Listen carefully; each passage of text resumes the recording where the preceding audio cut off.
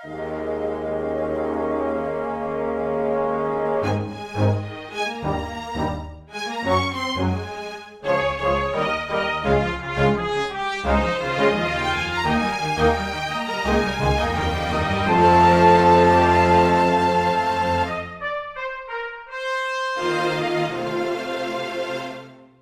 everyone, and welcome to Weekly Manga Recap here on May the 13th of 2020. We are back for regular manga episode. Hooray!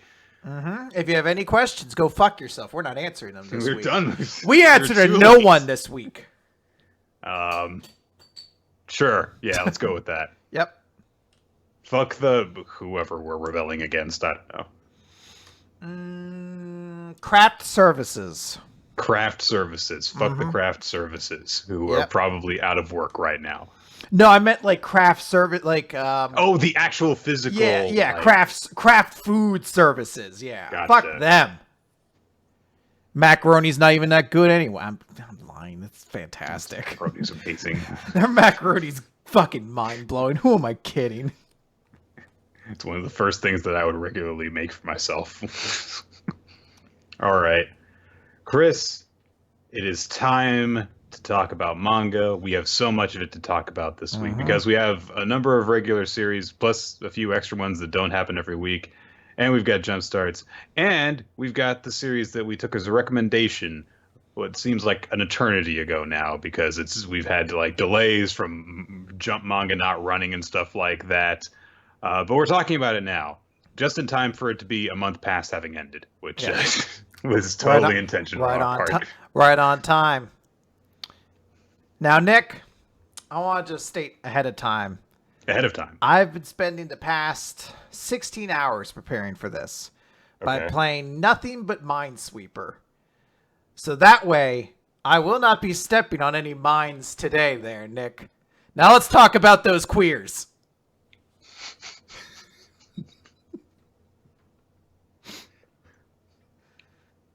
I thought I thought you were going to make a joke about how the flags in Minesweeper are red or something like that. You took it in a direction I was like not expecting it. Like, no, it's Chris. I should have known that he would make an off-color joke and not a wrong-color joke. Oh God, that was awful. That was better than my joke. You nailed it there. Should have you do all the jokes.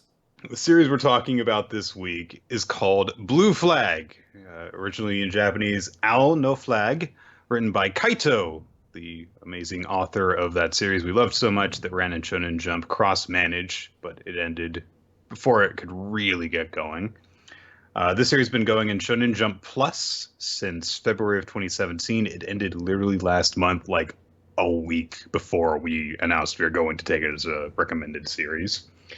It is a high school romance story set in the main cast's senior year. Main character is named Taichi Ichinose.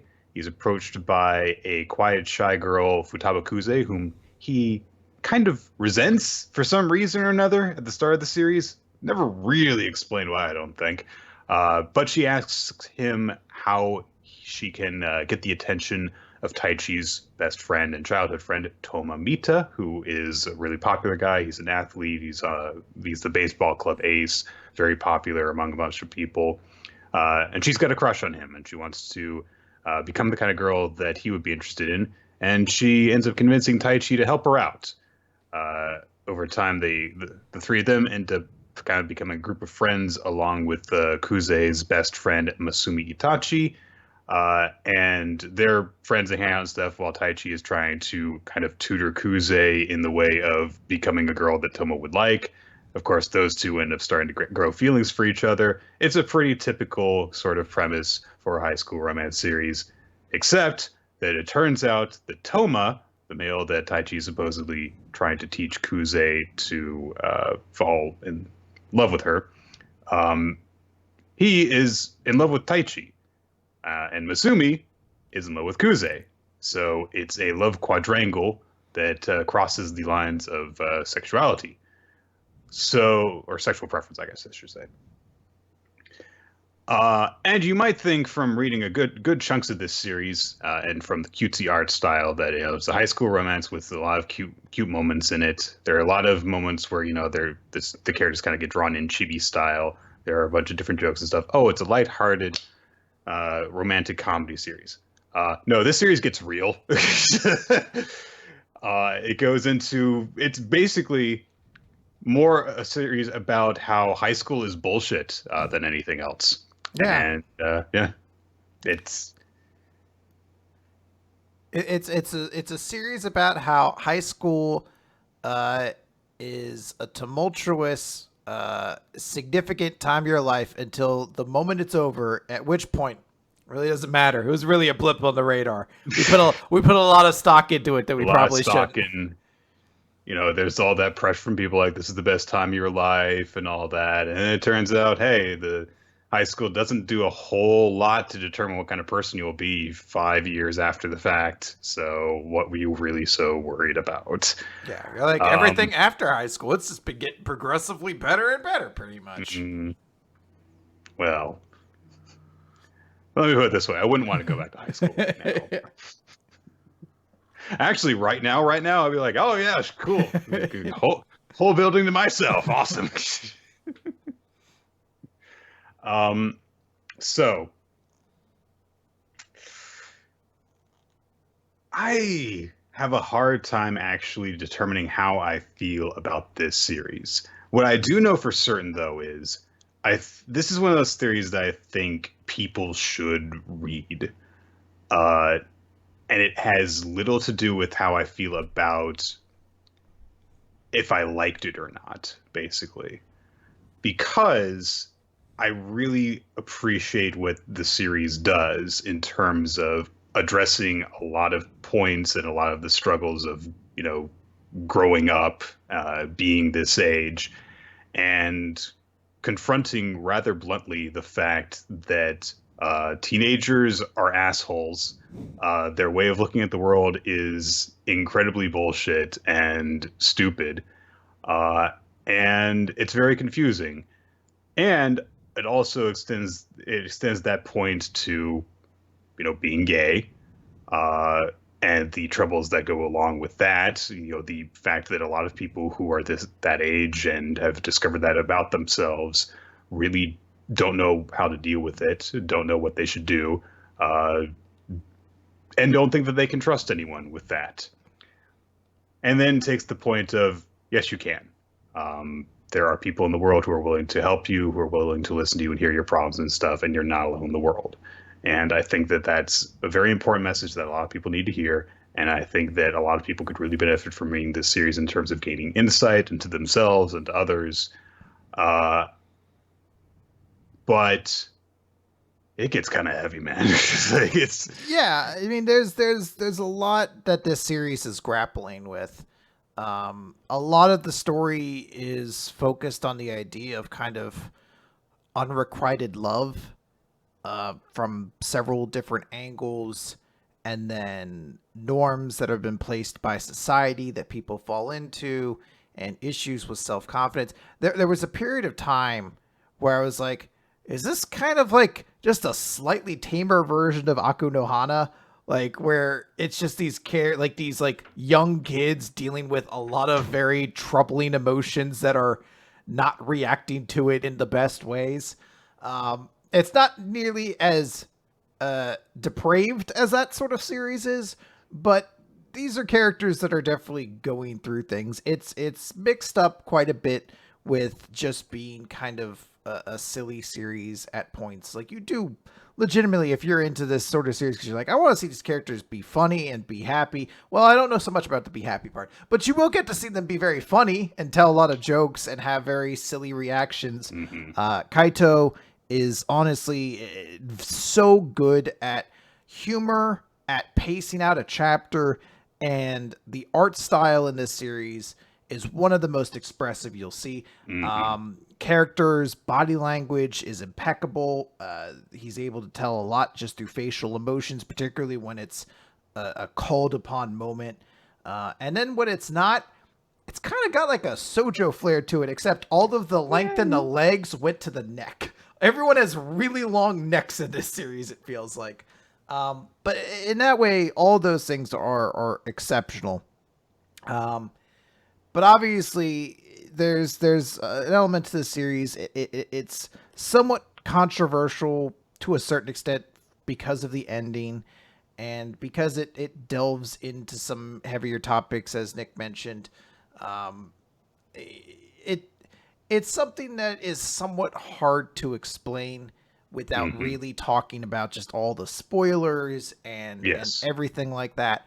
But I will say this: there are some chapters that are absolutely phenomenal. The way some characters will talk to each other are truly truly fantastic. There's an intimacy that they'll delve into, and a lot of times it's handled with grace. They generally avoid ever having one character be the mouthpiece of the author. Pretty much every character you'll find out to some extent is not a perfect person and is made either is going to make mistakes or has already made mistakes in their life.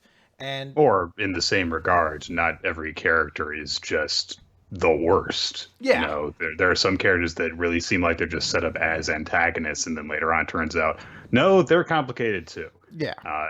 There are definitely some characters that are more likable than others, but everyone's got a reason for being the way that they are. That is pretty understandable. But if you were to, with no knowledge of what the series is about, and you're looking for like a recommendation before we kind of get into any sort of spoilers or any kind, I mean, it's a romantic comedy / drama for the most part. But I don't know if I can recommend it to everybody. Because I think the best way to describe it is your ability to accept an ending that does not explain things for you is going to determine whether or not you're going to like this. And I think we're going to probably end up spending a fair amount talking about that. Yeah. I mean, honestly, there's not a ton to actually say about it. I mean, proportionally speaking, it's one chapter, but we'll probably end up spending a few minutes talking about it. And but what I just mean is that if you're like, if an ending doesn't explain everything to me and just things kind of feel like they come out of nowhere, you're going to really hate the ending and it'll probably taint everything else. You might still be worth it to read the series to begin with, but I will be upfront. You will hate the ending most likely. So, before we get into spoilers, a few more things I can say that are spoiler free. I really loved the way that the characters look in this series, to kind of go off of what you said. I think that Kuze is as adorable as she should be. She's always drawn as very small and big-eyed. The author described her as like a hamster, and you really get that impression from her because she's so soft and round looking around in her face. Whenever the characters are drawn in chibi style, it's like her eyes get even bigger.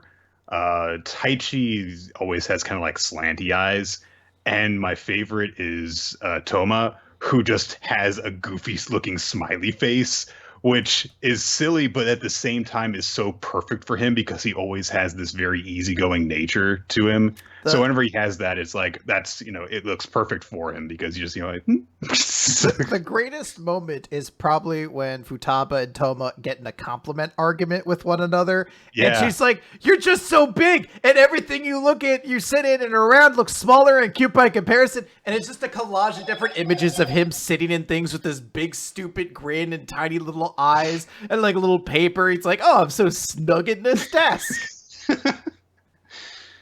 So the funny parts of the series are very funny. The key parts of the series are very cute. That said, the way that the series will make you feel is going to, I think, vary between people. I agree with what you have said in criticism of the series, or in terms of recommending the series. It's going to depend on how you feel about very certain parts of it towards the end. I will say, if you're looking for a series that is a feel-good romance, this isn't really it. I don't mean it's a feel-bad, it's a tragic romance story or anything like that. I mean, that's not what the series is actually about. And you can tell because a romantic couple gets together halfway through. Therefore, it's not a romance story because that's how manga work. It's weird. One of the closest comparisons I kind of think of was Bitter Virgin, which we read way long ago. Yes. But I'm like, it's similar to that vein, right down to basically how the last chapter kind of goes in regards to the main couple. So you're Spoilers. Like, yeah, but hey, deal with it. If you remember that review we did from the 2002 or whatever we did it, or you remember the series in general.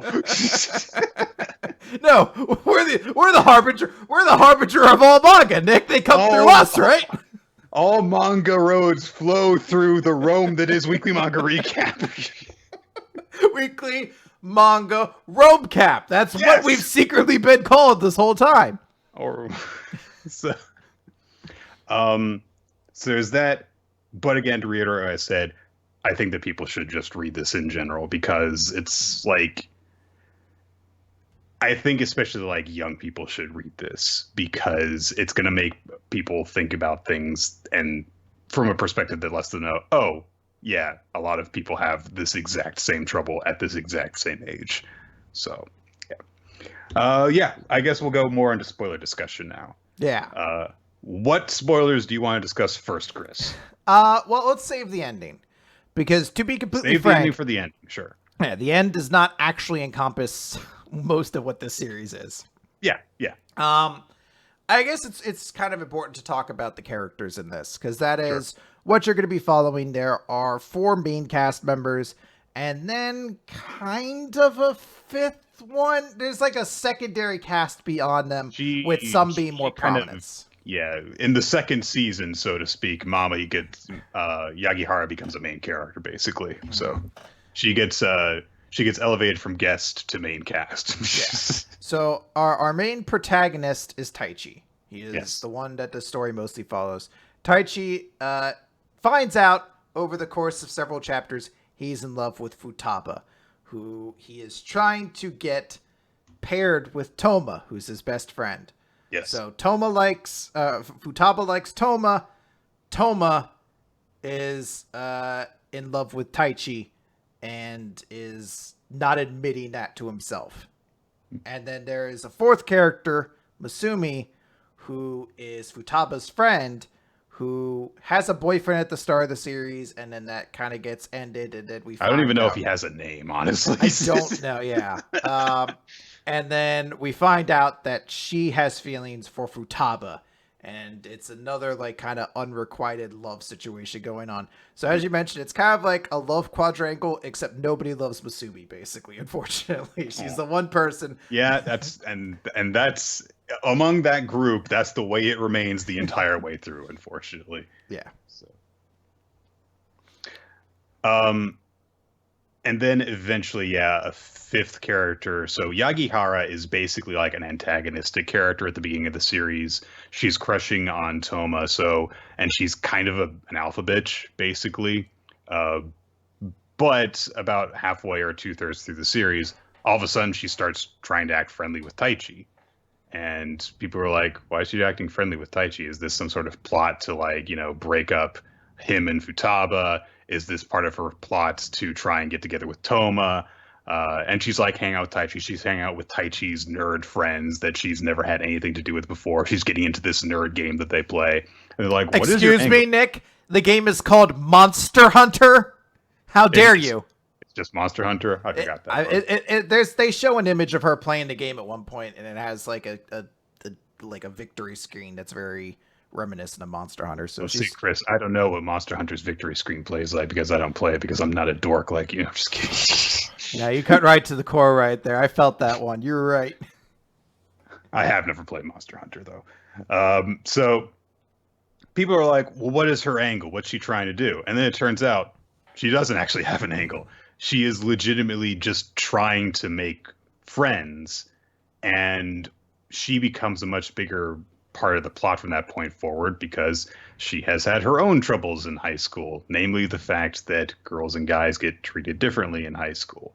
Guys are allowed to have girl friends, and girls are not allowed to have guy friends without people thinking, oh, she's trying to be a slut to get close to them or something like that, or oh, she's trying to date him and all that. And she's like, no, I just want to have friends. And she has repeatedly run into trouble with most of her male friends because some of them are like, oh, I want to date you. And she's like, I don't feel the same way, but I like you as a friend. So can we still hang out that way? But I'll always love you I'll always have feelings for you. And yeah, it's like, yeah, difficult. And she brings up many points, which she is right about. She just like she's completely correct about the weird way that girls are treated in comparison to guys, and how girls are just always kind of expected to be, be bitchy at each other because they're supposedly competing and stuff like that.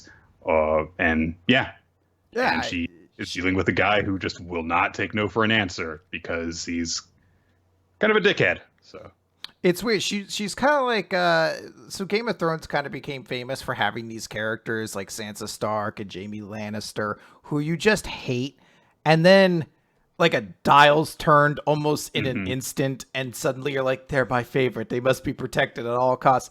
And that's Mammy in this one, where you said like you think she's just a stereotypical alpha bitch, and honestly, if she had stayed the way she was, if we had tried to bring her up, I'd have been like, I don't know, one girl who was there, is that her character name?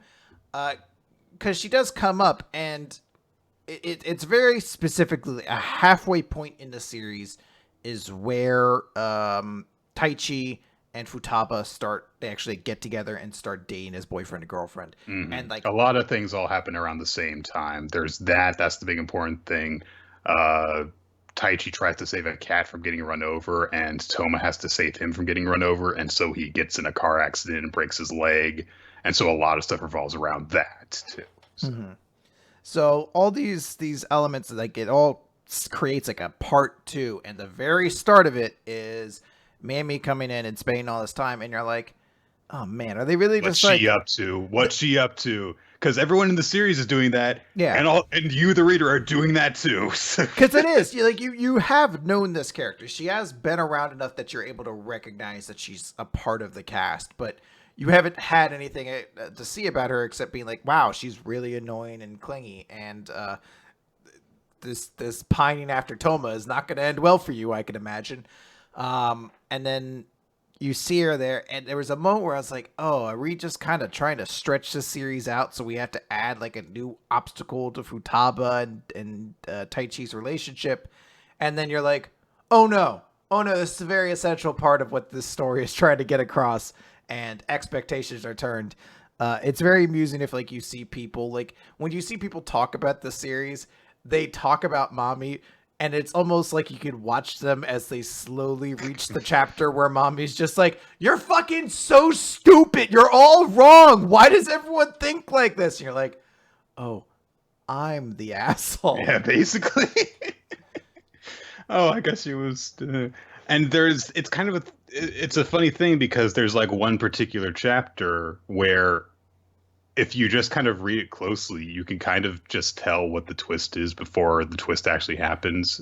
It's the part where you talked about where she's playing Monster Hunter and she's just in her bed by herself playing the game. And she's like, oh, cool.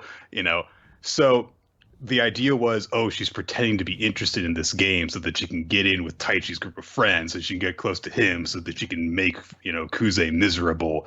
But then if that were the case, why would she be playing the game in her room by herself, enjoying herself, So yeah, I mean, and then basically, Futaba is too nice to actually confront her about how her being close to Taichi makes her uncomfortable. So Masumi, being, badass best friend, basically decides, fine, I'll help you do it. And they, drag her like to the roof to confront her over it.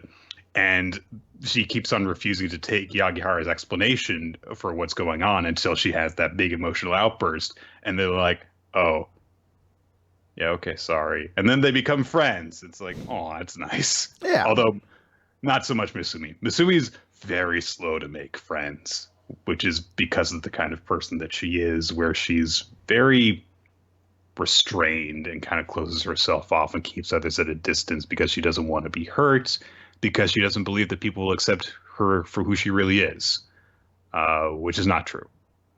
That is the other big part of the series, is if you think that no one's going to care about you if you show them who you really are, that's not true. There are definitely people in the world who will not accept you for who you are, and that is unfortunate, but that doesn't mean that nobody will accept you for who you are. And that is the big lesson that Masumi has to learn in the series. One of my favorite parts of the series is where, to give a little bit of explanation, so Toma's parents passed away when he was young. And so he lives with his adult older brother and his brother's wife. And so they're kind of his like surrogate parents. And there's a whole thing that has to do with like they've got a kid on the way. And so Toma feels like he shouldn't be going away to college. Like he should instead be getting a job so that he can help raise the kid. There's like little bugs in here. Sorry. And so there's all that going on. So Masumi one day randomly runs into Toma's sister-in-law, and she ends up kind of becoming the person that kind of drags out some of the secrets that Masumi's been keeping to herself. And because she, is an adult who has met some people who give her more insight into what Masumi is going through, basically figures out all the conflicts that Masumi is dealing with just from talking to her and making some suppositions and stuff. And she just lays everything out to Masumi and says, like, listen, it can be really difficult to show people who you are, but it can also really hurt you to, just keep all that bottled up inside of yourself. And if this is hurting you, then you can't keep doing this. And Masumi's like, well, but what's going to happen if people know this about me? And Toma's sister-in-law says, the only thing that you can do is make the decision that you think is the best one. It is not your responsibility to decide how people react to that. And it's like, oh, wow, that's a very, like, deep thing to say from this character who had always just kind of been this very easygoing figure up to that point. But that's a really important thing, is just like, you can't control how people are going to react to something, and that's not your responsibility. Mm-hmm. So you just have to do what you think is the best, and that's it. And then, Chris, So Toma's sister-in-law gives Masumi this like list of song recommendations, and she's like, listen to some of this, and maybe it'll help you feel better. Just come talk to me basically if you ever want to. So that list of songs. Are there any? Is there any Phil Collins on it? No. Actually, yes, there is. Are you sure? Phil Collins has covered True Colors. Okay, fine. Fuck you! Fuck you! I know every Phil Collins. All right, fine. So, I'm like, Phil Collins covered Shake It Off. Hey, it's the climb. So that list of songs includes Born This Way by Lady Gaga, True Colors by Cyndi Lauper, Change and Shake It Off by Taylor Swift, and The Climb by Miley Cyrus. So when I saw this list weeks ago, I decided to save this image to remind myself of it, because I was like, that's kind of weird. So I looked between those and I was like, I know Born This Way is like a gay anthem, like explicitly and deliberately. Yeah. Then I was like, I think True Colors is, and I looked it up, and sure enough, it is. It's been interpreted that way, and also like Cyndi Lauper was, when she was recording the song, thinking of like a gay friend of hers who had died tragically. So I was like, okay, what do these other three have to do with that then? And so I thought about it, like, I don't think they do. And then just earlier today, I sent out a tweet asking, do any of these have anything to do with like LGBTQ plus, like pride issues, people, anything? And the response I got was basically no. apparently they might show up on some playlists that are just like explicitly labeled like LGBTQ, but it's just because they're popular, positive pop songs, and that's basically it. So the conclusion I have drawn is Toma's sister-in-law was trying to be helpful, but she also has shit taste in music because she's got 2 Taylor Swift songs and a Miley Cyrus song on there. The Climb. Come on. The Climb. Look, so Taylor Swift has a very large. I get the letters wrong every time. You know what I'm talking about, audience. And it makes sense that a couple Taylor Swift songs would be on there. I don't Shake It Off is kind of an interesting one, but I get it. You know, I could kind of see it if you squint. Don't let other people get to you. Yeah, who cares what they think, et cetera, et cetera. Miley Cyrus, The Climb, I can't understand at all. I'm like, one, that's the one. Terrible song. Just an awful song. But 2, really? Like, that's the one? That's not even like post-sexual awakening Miley. I could maybe understand that one as like a liberation. That's Disney Channel pop princess Miley Cyrus. Exactly. So where you're just like, put this in a Disney Channel movie, Miley Cyrus. That's the same one that has a hip hop hoedown in it, I believe. So, if that's had any LGBTQ sensibility in it, it would not have shown up in that movie because it's a Disney Channel movie. Yeah. That is an odd one on there. Akiko, by the way, I think is the name of the sister-in-law. And she's a very excellent character. That is one of the other better characters defies expectations too. Mm-hmm. So she's one of the better characters. She has a great heart-to-heart with Masumi there. I think, unfortunately, that is kind of where Masumi's character feels like she ends. And not to jump ahead and talk about the ending, I don't want to quite get into it yet, but there is a lot of frustration over Masumi's part in the ending. And I really think it's less about Masumi's part in the ending and the fact that she feels forgotten by the end of the series. It felt early on like the series was establishing a cast of 4 characters. And she stops being relevant, it feels like, by the last 10 chapters or so. Specifically, maybe I'm just blanking out and forgetting it, but there's like 3 or 4 huge chapters about Taichi eventually having to confront the feelings that Toma has for him. And I really cannot think if there's any kind of real confrontation that Futaba has with Masumi's feeling. Like, it doesn't really happen. And I think that's the more disappointing. I mean, there's even a moment towards the end where Toma, Futaba, and Taichi are on a beach and they're wistfully thinking about how this past year has gone, and they even say, like, straight out, the 3 of us there in that classroom, and you're like, oh, I guess Masumi wasn't actually as important to this series as I thought she was.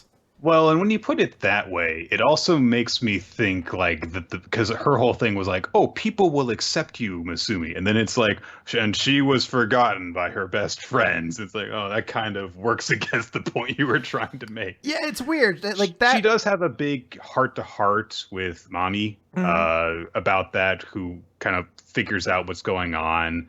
And they both get really emotional. They have a big cry hug session. And it's like, oh, well, these 2 who didn't really like each other have grown to be really good friends. And that's nice to see. But then there is very little closure between Masumi and the others, other of that group of 4 people who were hanging out together. So, yeah. There's one other moment I really want to call attention to. And this is... To me, this is probably one of the most important chapters in the whole series. It's where Toma has a discussion with his brother, Seiya, his older brother, Seiya, who takes care of him. And they have like a conversation at like the dinner table. This was an uncomfortably relatable chapter for me for reasons I can't exactly get into. But this was an extremely intense chapter, but it posits probably the defining thing that makes the ending, again, not to jump ahead, but the ending makes sense to me, where he basically is just like, look, I have more world experience than you. That doesn't mean I'm smarter than you. That doesn't mean I deserve more respect. It doesn't mean I have the answers. But what it does mean is my perception has grown, and yours will too. So please listen to me on this. And it does kind of create this idea of establishing that your perception of the world changes as you get older. You learn more things, it expands, it changes. It's a great conversation between two brothers, especially as you kind of learn they did not have a very easy relationship. For the longest time, I was like, yo, Seiya's the best. And then you get to the chapter where he beats him up, and you're like, oh, never mind. He was violent and awful, I guess, for a while. So it kind of makes sense why they weren't super happy to see Seiya all the time. I was like, what do you mean? He's like this cool, he's like this big, friendly Mayhew's dog who walks in scenes, right? I love this guy. And you're like, oh, never mind. I guess there was a dark period, too. Actually, not that you put it like that. Blue Flag would have been better if Seiya was just a dog. Like, really no explanation. He's the same character, but he's also a big fluffy dog. Yeah. Listen, I know you. I'm not smarter than you, but I have more road experience than you. But it's a really great chapter, and it really, again, touches to where Blue Flag is at its best, when Kaito is able to create a conversation between these two characters and to dissolve this intimacy. And it doesn't specifically cut to any core. This isn't a conversation where at the very end of it, Toma's just like, these are all my feelings or anything like that. But it does end in this idea of like, no matter what happens, no matter what, I am your older brother, we are family, and I will support you no matter what you do. I'm worried about you, but I'm here to support you. And I think that's very good. And I feel like Kaito has this great ability to create interesting conversations when two characters are interacting. That said, there's another chapter in this series there's actually 4 chapters in this whole series. I believe this is the last one. There's a chapter I hated. And it also is a big conversation between characters. Is it the one where everyone's in the bedroom discussing? That chapter is... Teenagers don't talk like that. Yes.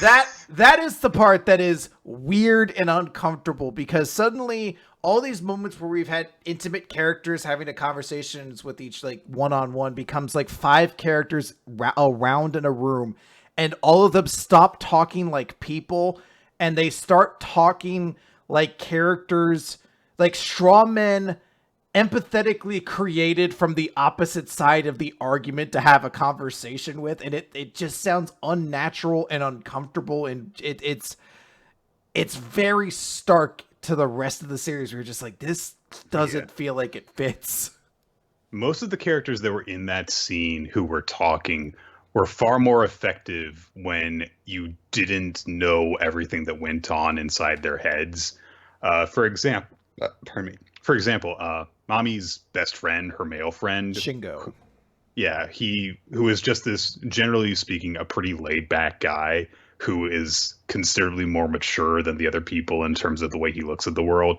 He's the one guy who has been able to stay really good friends with Mami as she's been going through puberty and adolescence in general, without it becoming an issue because they don't have feelings for each other, but they're best friends. But it has occasionally been an issue because like he has broken up with girlfriends who are like, I don't like you hang out with that girl. And it's like, well, he values his friendship with her more than he values the high school romance with them. And it's like, that's nice. But then he's there and he's just like occasionally saying something snide about the way that someone else feels. And then he's like, actually, all of you are really bad right now. It's like, you're just being critical of his worldview the way you were saying that he shouldn't be critical of anyone's worldview. It's like, yeah, but they're talking about his homophobia, so I don't know, man. So, like, as I said, the chapter is very complicated, and I get where Kaito was trying to come from. It was trying to create this idea of an empathy, of trying to understand one another, because Kensuke's homophobia isn't just as direct as he's like, ugh, gays are gross. I mean, that actually is legitimately part of it, but there is more to it. And even though by the end of it, his feelings haven't completely changed, he has recognized his own faults, and there is hope that he will change slowly over time. And look, these are kids. They have plenty of time to grow and change, hopefully. That's one of the points of the series in the end. Yeah. Shingo, as you mentioned, is this character that has said almost nothing to this point in the series. His most notable moment is in Mommy's backstory, where she basically is just like, are you going to try to fall in love with me too? Are you going to make this difficult? And he's like, why the fuck would I do that? God, no. And you're like, wow, this is a character who's wise, beyond, wise beyond his years. And then his only part is to like interject with like the chair turned around. He's like, what if we were all wrong? What if everyone here is wrong? And I get what he's trying to do. Not to listen to the true answer. We shouldn't judge anyone. Everyone's bad when you think about it. Now, I get what they were trying to do. It was trying to have someone on the outside whose goal is to say, hey, it's not necessarily his ideas that should be what you're condemning. It should be the actions and the way he carries himself, what he actually did that was wrong, as opposed to these things. Because eventually they do reveal he has some reasons for why he sort of feels this way. And he does have, as mentioned, an absurdly complicated, teenager-like way of trying to digest his views of women and male-female relationships that is kind of strange. But yeah, Shingo's way of like describing his problems is not, it's very oddly kind of portrayed, where you're like, after the end of the conversation, like, oh, this character's not as wise as I thought he was. Maybe he's just high all the time, and that's why. And I do like that at the end of it, they like, one of the characters is like, one of the girls leaves, and you're like, oh, that was supposed to be his girlfriend. He's just literally just like, actually, you're being a real bitch to him right now. He's like, actually, you're the one in the wrong. And you're like, what? So there is that to appreciate, but that is, if my feelings of Blue Flag were like a roller coaster, that's where it was like, oh, but now here we go down, because it's not the best handled chapter. It has to tackle a lot, and I admire Kato for attempting to tackle them and to express it, but that's where it felt like viewpoints were being expressed through characters, and not characters had actual feelings. Like an argument was there, and characters. I did appreciate how Taichi was in that scene, and he basically said absolutely nothing. He's just like, what? It's important that he's there, because he needs to like start addressing the fact that Toma has confessed to him and start processing those feelings. But he if you just read it based off what he says, the only takeaway he has to that conversation is like, are you dating that chick? Wow, that's kind of mean. They start arguing with her. That's weird. It's like he's in a coma, and his ghost can hear all the things people are saying about him. Yeah. By the way, so I guess we should talk about the ending of the series in terms of, I mean, like the final plot line of the series. So there's, I think, a school event that's going on. It's like the school festival, I want to say, because we see the sports festival like just before Futaba and Taichi end up getting together, and then we see the school festival towards the end of the series. And so by this point, Mommy has gotten way cooler. She's hanging out with them, and she's not part of like that group of 4 friends, but she does hang out with them occasionally, and everyone's friendly with her now. There is still a little bit of awkwardness, but they all like her now.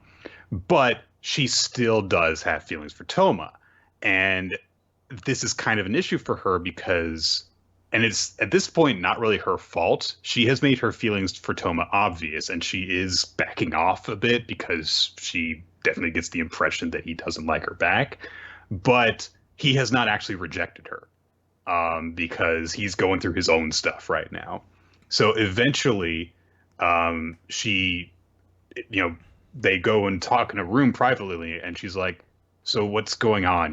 Look, I really like you, but it's because of the way you treated me as a person. You were really nice to me, and I would really love to just be your friend, but I can't change the way that I feel about you. How, will you give me an answer? And Toma has been going through all this stuff, and I guess that he just feels like he needs someone to talk to about this. So he tells her that he is in love with Taichi.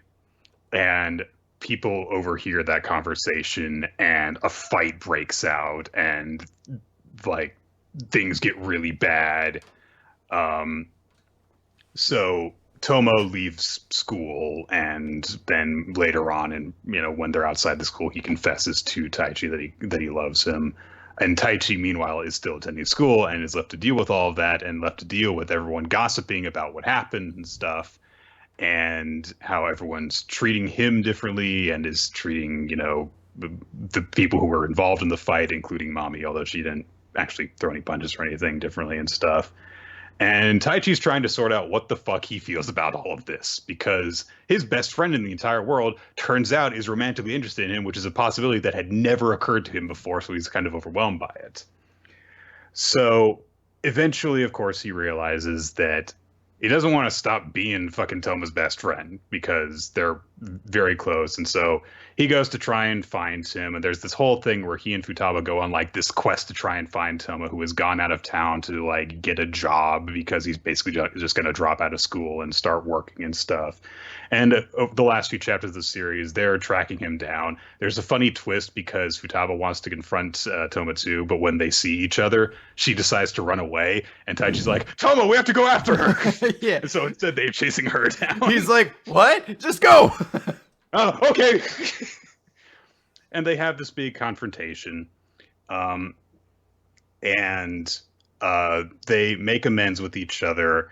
And Taichi's like, look, I know that you feel this way about me, and now I know that you've felt this way about me for a long time, but in the end, I really do care about you. You're my best friend, and I don't want us to stop being best friends and stuff. They have this big scene where they're all like looking out over the water together, and they basically kind of have that scene in Final Fantasy X where they laugh awkwardly, except instead of laughing, they're shouting, I love you out of the water. I didn't really get what that was about exactly. I don't know. Things you do when you're a kid, basically, I guess. You just shout things out into the water. I guess the point of it was not being afraid to show their feelings anymore. Yeah. I think that was basically the main point. And so they did it, and it was kind of embarrassing, but they were able to express their feelings. And so everyone is friends again. Futaba and Taichi are happily together. Masumi is making progress. Mami has managed to make friends. Hooray. And then it's like, oh, and that was high school, our last high school year together, and we all met and we got to be friends. And eventually we, the year ended and we went to college. And then it's like 2 years later, Futaba and I broke up. What? I thought they were meant to be together forever. So then we have a very brief explanation from Taichi's perspective of here's, what happened.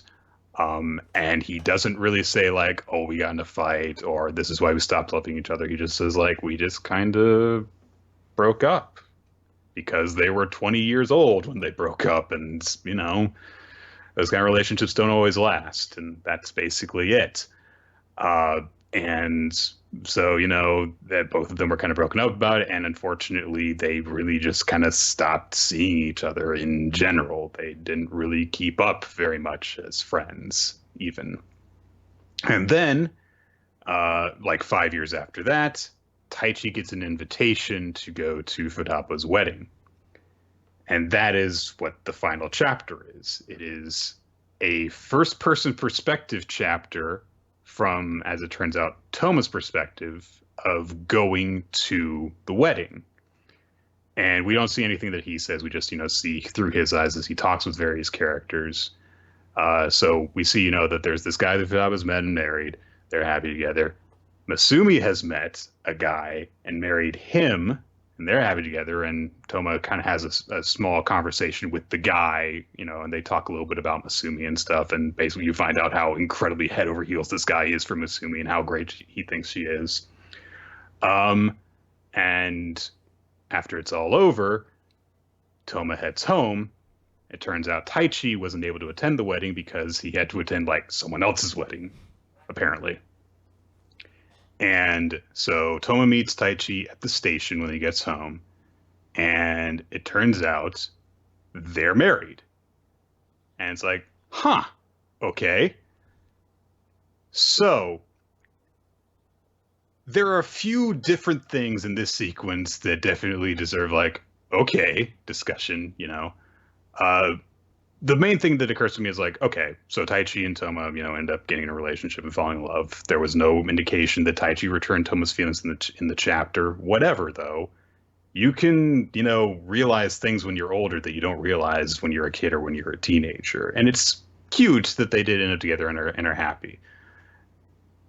Now, in the sense of, okay, so the romance story was not actually about the romance that ended up lasting. I have multiple feelings about that are kind of in conflict with each other. One of them is the fact that, yeah, I mean, that's realistic. Just because you fall in love with someone in high school doesn't mean you're going to stay in love with them. And it doesn't mean that if you don't fall in love with someone in high school that you're, never going to fall in love with a person again. That said, that's not the story that I read leading up to this. So if you're going into this series looking for like a feel-good romance story, it doesn't really tell that story, but it says that romance did happen. You just don't get to see it happen, which can be frustrating. That said, I appreciate that the series kind of stayed true to the message of it, which is that high school is confusing and weird, but it does not decide everything in your life. You just kind of have to get through it. And then once you're out of it, you're going to have more life experiences and more perspective. So there's that too. And so not everything that happens in your life is going to be determined by that. And that's, I think, an important message of the series. So a lot of and maybe controversial is the wrong word to use about this, because I feel like when you say controversial, people are like, oh, did they kill a woman in this or something like that? Like, no, it's nothing like that.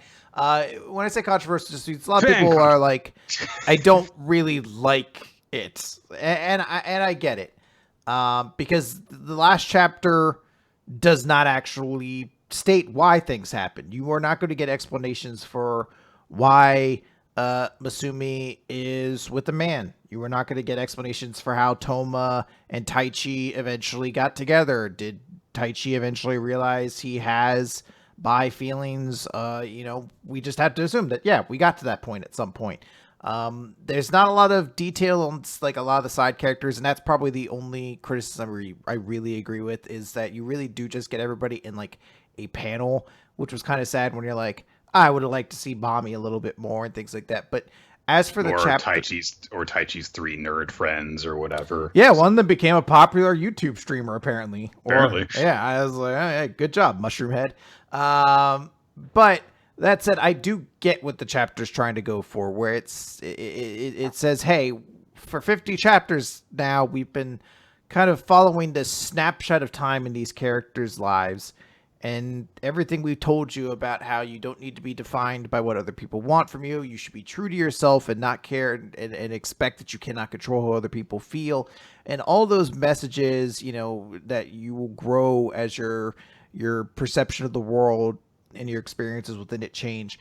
All that plays a part into the fact that the ending really doesn't have those explanations. I feel like it doesn't need to give them. It doesn't need to explain why these things happen, because 7 years have passed since we last saw these characters, and people change in 7 years. You're very rarely the same person you are almost a decade from where you were before, particularly when you're going from high school to being like in your mid-20s.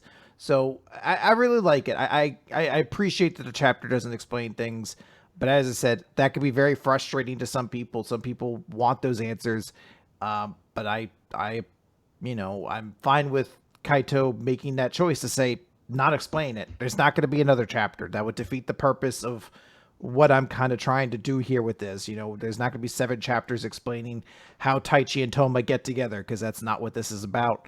But some people will find that frustrating, and I get that too. But, it's an ending that'll generate discussion, and I think that's generally good. It's something where you could definitely talk about why characters are doing different things or different motivations or things you can read into or choose not to read into. I mean, it's nice in that way. It's not a complete ending. It does feel like some stuff has been left out, but by and large, I do like the approach it takes, and I like the artistic feeling of it all being from Toma's perspective as, similar to the very significant chapter that explains how Toma fell in love with Taichi from the beginning, was also all from his perspective as well. It's a nice like callback to that as a closure to the story that eventually you realize is all about their relationship. Yeah. So I would say that I more appreciate this series and particularly the ending than liked it. I'm definitely not upset that I read this series, but I do think that it's definitely going to be one of those things where it's like you have to keep in mind when you're going into it that it is not an escapist romantic fantasy kind of story. If you're looking into this for escapism, no, it's going to drag you back to reality and be like, these are the things in real life people deal with. So you have to keep that in mind. That said, I think that those kinds of things that I don't necessarily enjoy, I think make this series more unique and make it more memorable. And I can definitely appreciate that. So I do think that even though I didn't love this series, I do think it was very good, and I can appreciate how it was executed. But as we have said, also it's not a perfect series. There are some really weird chapters where a lot more like navel gazing kind of happens than anything else.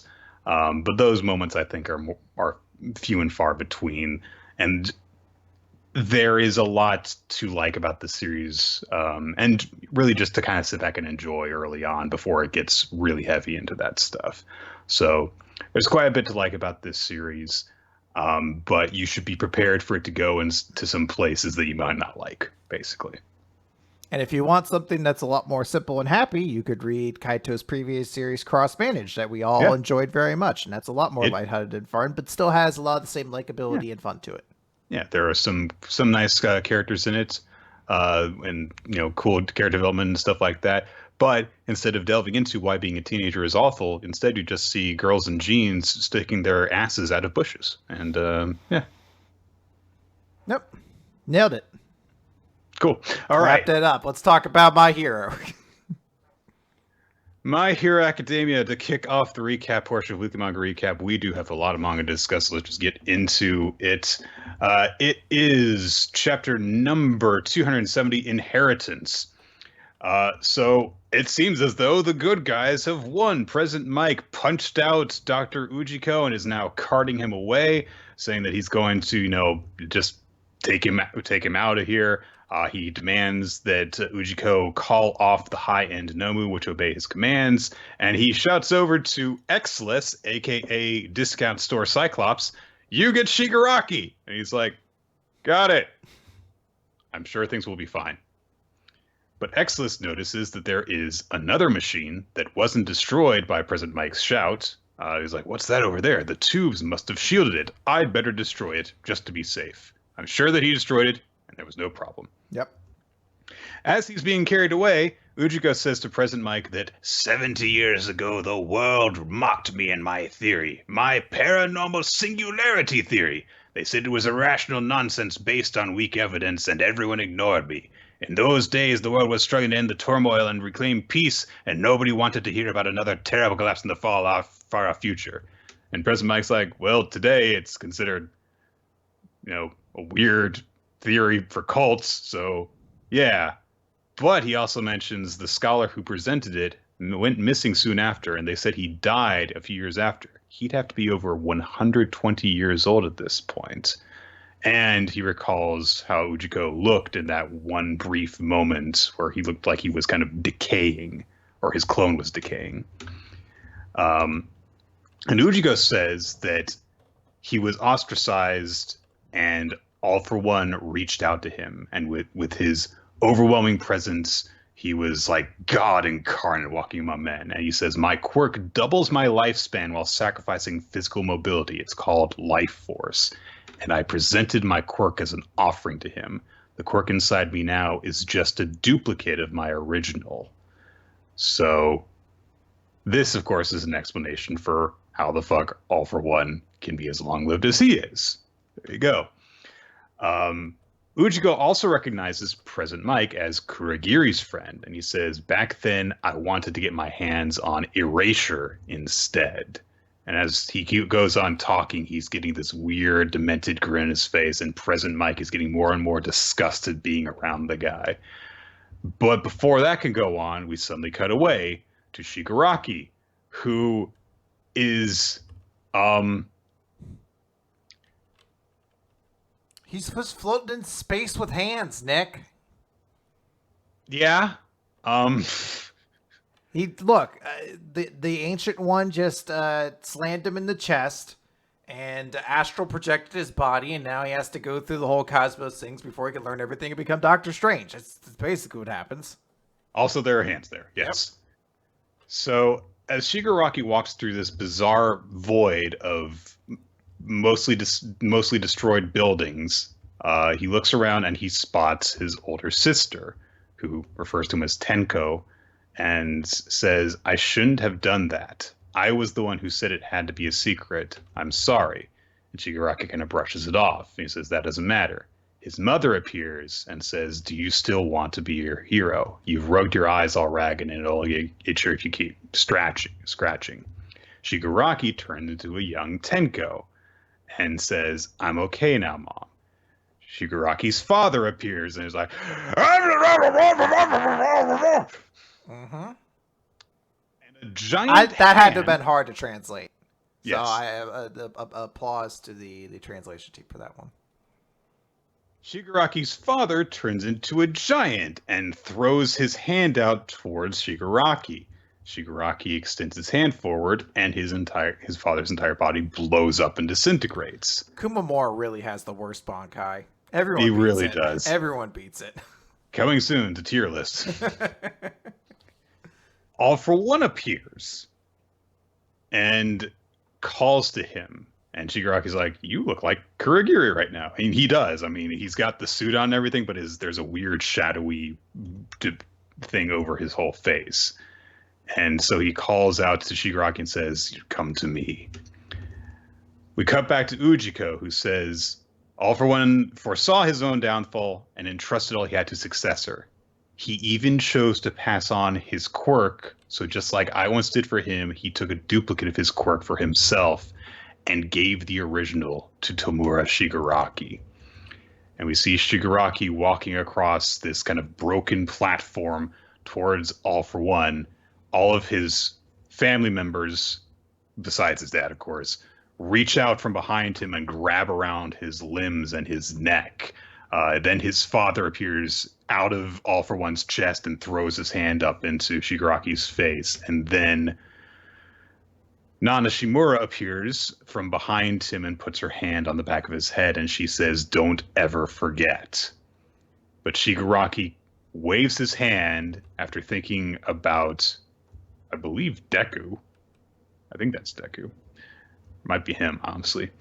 Shigaraki waves his hand and all of their bodies disintegrate, and he walks into All for One's body while saying, "Don't reject who I am." And in the real world, while Exless is like, "I will be fine." I did it. Shigaraki's body lurches up off the ground in this huge spasm. And off where all of the hero trainees are, escorting civilians to safety, Deku suddenly senses he's coming. It's a very impressive chapter. It's a really cool chapter. I love the sequence with Shigaraki.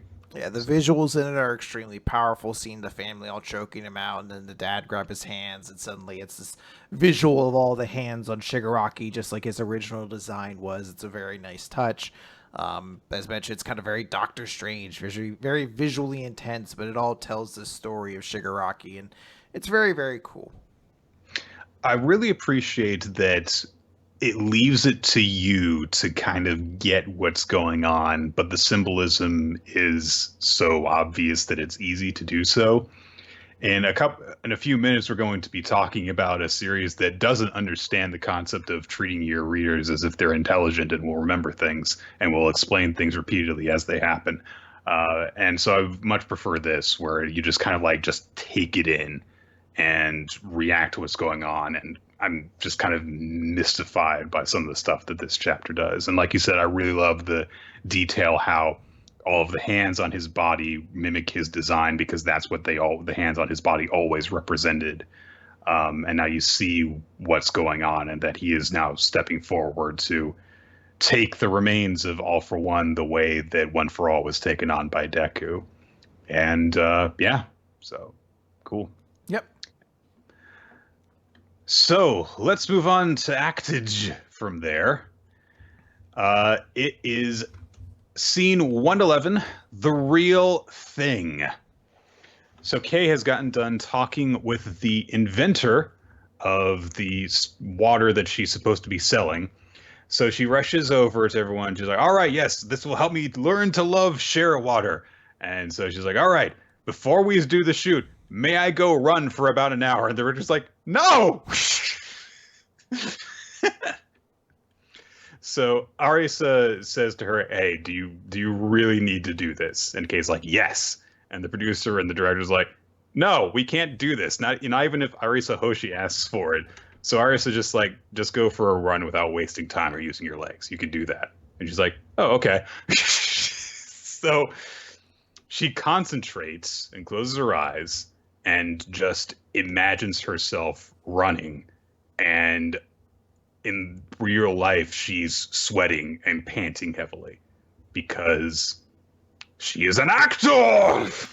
I heard some people say that this took him out of it, but to me, this is the first time Actage has really felt like a shonen manga. Yes. That, like, where you're like, yeah, of course she has the ability to imagine she's tired from a long run, and then boom, she's suddenly sweating and out of breath. Like, that should be what she does all the time, as opposed to hurling herself off cliffs. Always go to 11, and I will never question it.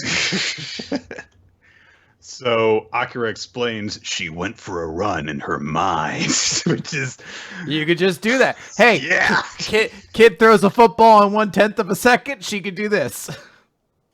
So everyone is mesmerized by the fact that Kay was able to do this, and she takes a drink from the share water, and the director calls cut, and they're like, "That's perfect. We got what we needed. She looks great." And so Setsuna, is that her name? I forget. Little kid actor is like, "What did you do?" And Kay is like, "You haven't discovered how to really enjoy share water, I see." Which is really weird, but she explains that it's basically Gatorade. Or vitamin water or whatever, it's to rehydrate a parched body. So, you would much more appreciate it after you had been on a big workout. So there's less of an emphasis on the taste and more on making sure that it, rehydrates you and has minerals and vitamins and stuff in it. So, now that I know that, I really appreciate it. And I'm going to be sure to give my little siblings some for whenever they go on their school sports day. So Arisa comes up and kind of provides a bit more of a grounded explanation to say she's, honest to a fault, she's inefficient, and she's kind of crazy, right? Nonetheless, a good performance always stays in people's hearts. And she says, you don't need to be like her, Satsuki. Just remember, this is one kind of actor. This is one way to fight. So I tweeted about this earlier, but I just wanted to express again that this moment is very amusing to me because they're like, what a great performance she gave for this commercial. And in my mind, I'm like, not a single person in the history of all of fucking mankind that I know of has ever watched a commercial to be like, what an amazing acting performance. And that's what makes it memorable. Like, I want to see, like, the people here thinks it's great. And then we go home and we see the other people and they're like, yeah, they're sharing around like it's the Miss Monopoly commercial. Like, check out this fucking water ad where it's like all dramatic and shit. Like she's coming down from a cool run, and then it's like smart water. It's like, let me tell you something, Chris. When I saw that Natalie Portman perfume commercial that was set to Chandelier by Sia, I was just like, what a performance. The greatest performance of the commercial from all time is J.K. Simmons as the yellow M&M. Not a specific scene, just in general, the best performance of all time. I mean, I'm not going to argue with you. No, it's excellent. And look, I'm not going to say Kay's bad, but she's no J.K. Simmons. All right? when she can come to me after completely disappearing into the role of an M&M person, then you can come talk to me. When I'm like, hey, yeah, you know that mean teacher from Whiplash? That man was the yellow M&M. He was your childhood. You're like, what? So, Arisa explains to Akira, like, Satsuki's still, a kid, so I wanted, to show this to her. Maybe making someone's cheeks hurt isn't the only way to fight. Arisa has changed now. She is a good guy because she's open-minded, and she is willing to actually, try and help the people around her. Hooray! That's also why she brought Akira, so that she would show him this. Then Arisa's like, I've got more jobs for you, so, let's go. And Satsuki is like, I'm going to whip you into shape because you got so much to learn. I'm going to teach you, all right? And Kei's like, you're so cute, pats her head. So they go to another commercial shoot 2 weeks later, and it's a chocolate thing. And Kei knows all this stuff about chocolate, and so... And she knows like stuff like what the prices are and the cacao content is different and stuff like that. And the other actresses that are there with her are like, what the fuck? She's really strange. But then Kei says, although my younger siblings prefer marble chocolates, so this product is too bitter for them. And they're like, all right, don't say that on camera. And then Kei like sets up these little stuffed animals. Like, I'm gonna pretend these are the audience, since so I can make it a show for kids. Is that okay? Okay. And then she puts on the commercial performance, and they're like, yeah, that was good. I mean, all right. So it's one of those things where it's like, well, she gets results, so we will accept her weird eccentricities. That's fine. And Arisa's still, watching over all of this, and thinking like, she knew what motivated Kei about how, the joy of acting has touched someone. There's no going back. I knew that, yet I turned away from you. And I knew this road would bring you to tears, and I didn't want to witness that. But I will no longer turn away from you. So isn't that nice? Amachi, the producer, shows up and is like, I heard about your project. I have a friend at Matoi Pharmaceutical. He said she was the real thing. And so Arisa's like, we will begin. Please exercise the utmost care, Amachi.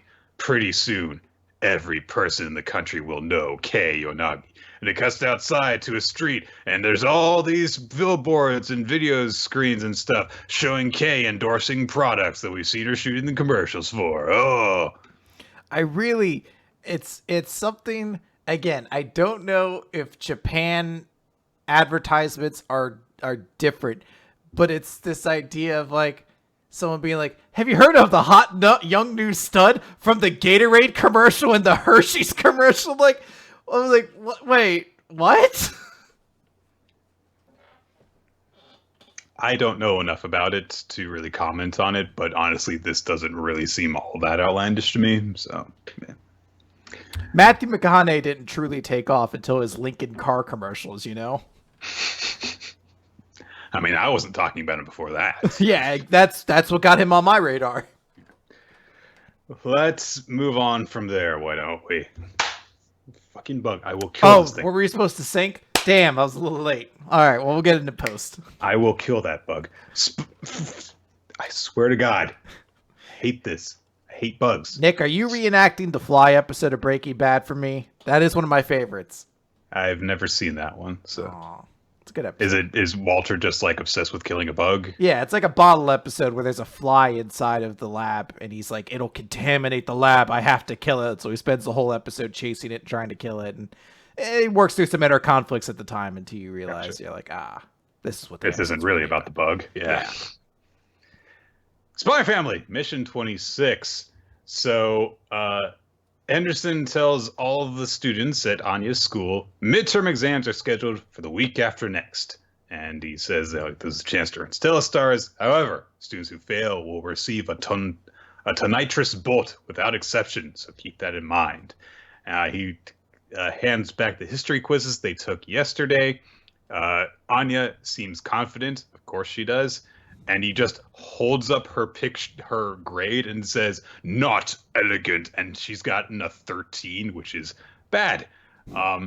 I don't know what the fuck kind of school this is where you just make an example of people's grades like this for everyone, but whatever. He doesn't do it with anyone else. But he tells her to stay behind for remedial lessons. Damien shows off his score to Anya. He got a 91, and he calls back to Anya's heh by doing it back to her. Which, of course, his hangers-on are like, good impression, boss. So there's that. But little does Damien know, as Anya is sitting in for remedial lessons with one other girl, is like, now I know who's mine to read in order to ace history. And Henderson's like, not sure why you're laughing, but maybe I'll give you some extra homework now. Which I love Anya's reaction when she's riding the bus back home later. Like, now I'm going to be late because the teacher was mean to me. That really is such a little kid way of looking at it. It's just like, she doesn't know. This guy's being mean to her for no reason. But as she is riding home, because it's so late, she looks out and sees the moon, and she realizes it's full. So when she gets home, as soon as she does, she calls out to Lloyd and asks, what's the moon going to be like in 2 weeks? And he says, oh, well, it's a full moon now, so in half a month there's going to be a new moon. And I was like, oh, no! Because, as she explains, even me, a superpowered telepath who has saved the whole world, has a weakness. The people at the lab called it eclipsing. On the one day a month the moon goes bye-bye, so does my ability to read minds!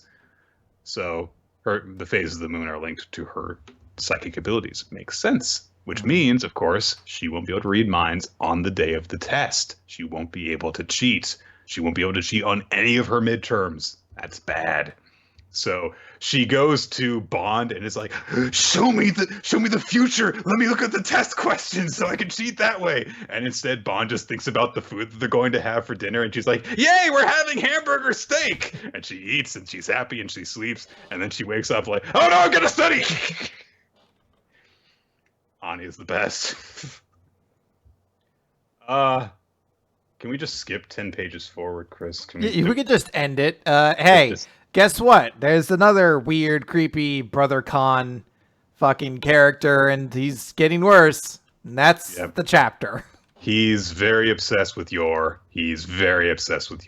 There is one thing about this whole thing, is because Yuri is called in to try and tutor Anya. And he agrees because he loves his big sister Yor, and he's a big siscon. So he does try and teach her. He gets frustrated with Anya. Eventually, things get to a point where Anya's getting frustrated, and he says, "Do you not like studying?" And she says, "Well, I hate it. Do you like it?" And he says, "Well, when I was young, I hated myself for how useless I was, and I wanted to be able to help my sister, and I studied really hard." And I felt like I got a little bit better each time I got a question right. And I loved doing that. And I worked hard at language because I thought if I could speak well, I could get a good job and, make the world a better place for my sister. If I worked hard at all these other things because I wanted to do things that would, help her out. And ultimately I decided to be a diplomat, although he's not. But I still rely on all the powers I developed back then. And Anya is confused by his use of the word power, so he explains, a great man from long ago said it best, knowledge is power. That's what you need to understand if you want to be someone great. Knowledge is everything. It's the whole enchilada. And Anya goes, knowledge is a swole chihuahua?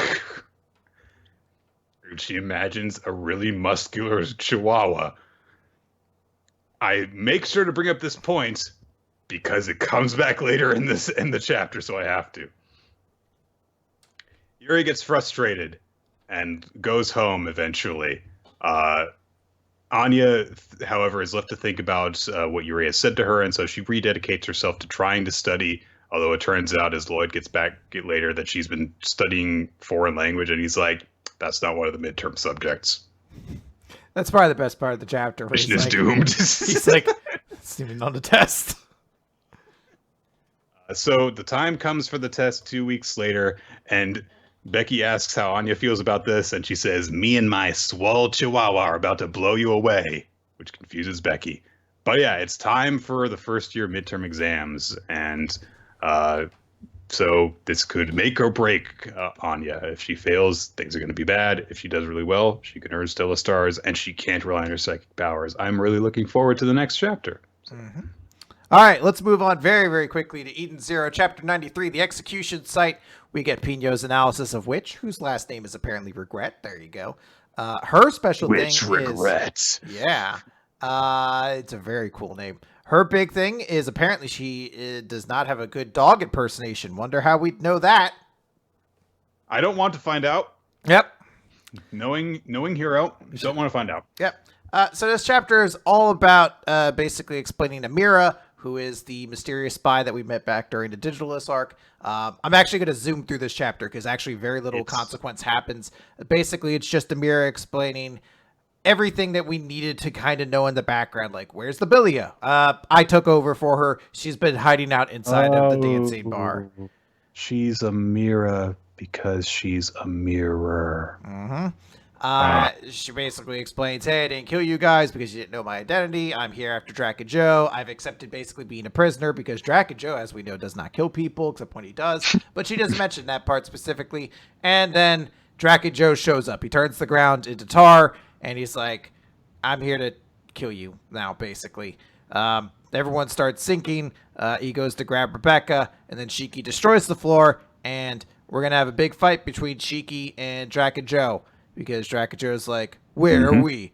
And he's like, the execution site. This is where I killed you in the last world, too. And Shiki has this big cool line, well, in this world, I'm going to make sure no one makes Rebecca cry. So this... You say that Amira explains what happened. She explains exhaustively what happened. This is a very clumsily done chapter. I do, in concept, like the ending where Shiki is going on his own to confront this guy that we know has killed him brutally in the previous timeline. And so there's some tension there that you would really feel if this were a better done series. But all of the stuff prior to Drac and Joe showing up is just really, really badly done. That we get Amira's explanation of how she replaced Lobelia, and then we cut over to the real Lobelia that Homura has found, and she repeats what Amira has just told us. Like, this would have been more effective if, like, at the end of the previous chapter, we saw Homura coming across Lobelia, and we're like, oh my god, and then cut back over and had the reveal of Amira revealing herself instead of being Lobelia. That would have been, a big double whammy there around the same point. And instead, things kind of, like, are executed backwards. Is really weird. But everything is kind of like gone over like 2 or 3 times during this explanation, and it's really frustrating because it seems as though it's just kind of buying time to pad out the chapter as opposed to actually accomplishing anything during it. There is literally even a point where Shiki and Rebecca are not willing to trust Amira until she says, well, I had to trick you before, so let's start over and be friends. And Shiki's like, friends? All right, I trust you. And there is a panel immediately afterward where Amira's thinking to herself, because I would turn into Homura before, her memories told me that he has a weakness for the word friend. I know! I have read the other 90 chapters of this series. I know about that. You don't need to tell me. So, really frustrating and really clumsily done. Did not appreciate that. Mm-hmm. Now let's talk about series we will appreciate, starting with our Jumpstart of Bone collection, Nick. So chapter 2, I Want to Become Human, we get the reason that Gashadokuro girl, I don't remember her name, why she is here. She wants to be human. Because? I don't know. But she basically gets an explanation. There is, we get the kind of an explanation of what happened at the end of the previous chapter where Kazami's friend was like, who are you? And then she proclaimed that she was Kazami's fiancée, which shocked the both of them and apparently caused Reno to be paralyzed in shock after she said, you touched my boobs, take responsibility. And literally she was paralyzed there to the point it becomes a plot point later in the chapter where she was still paralyzed when like a fucking demon showed up. Weird. Mm-hmm. And so she's explaining that she wants to become human. Kazami is like, well, let me look. He literally looks up the Wikipedia article about Gashadokuros because he is the world's worst yokai hunter, I guess. Excuse me, Nick. It's the Wikipedia article. The one part of this entire chapter that I do like is that she grabs the phone from him and throws it out the window because she's like, no, that's not what I look like at all.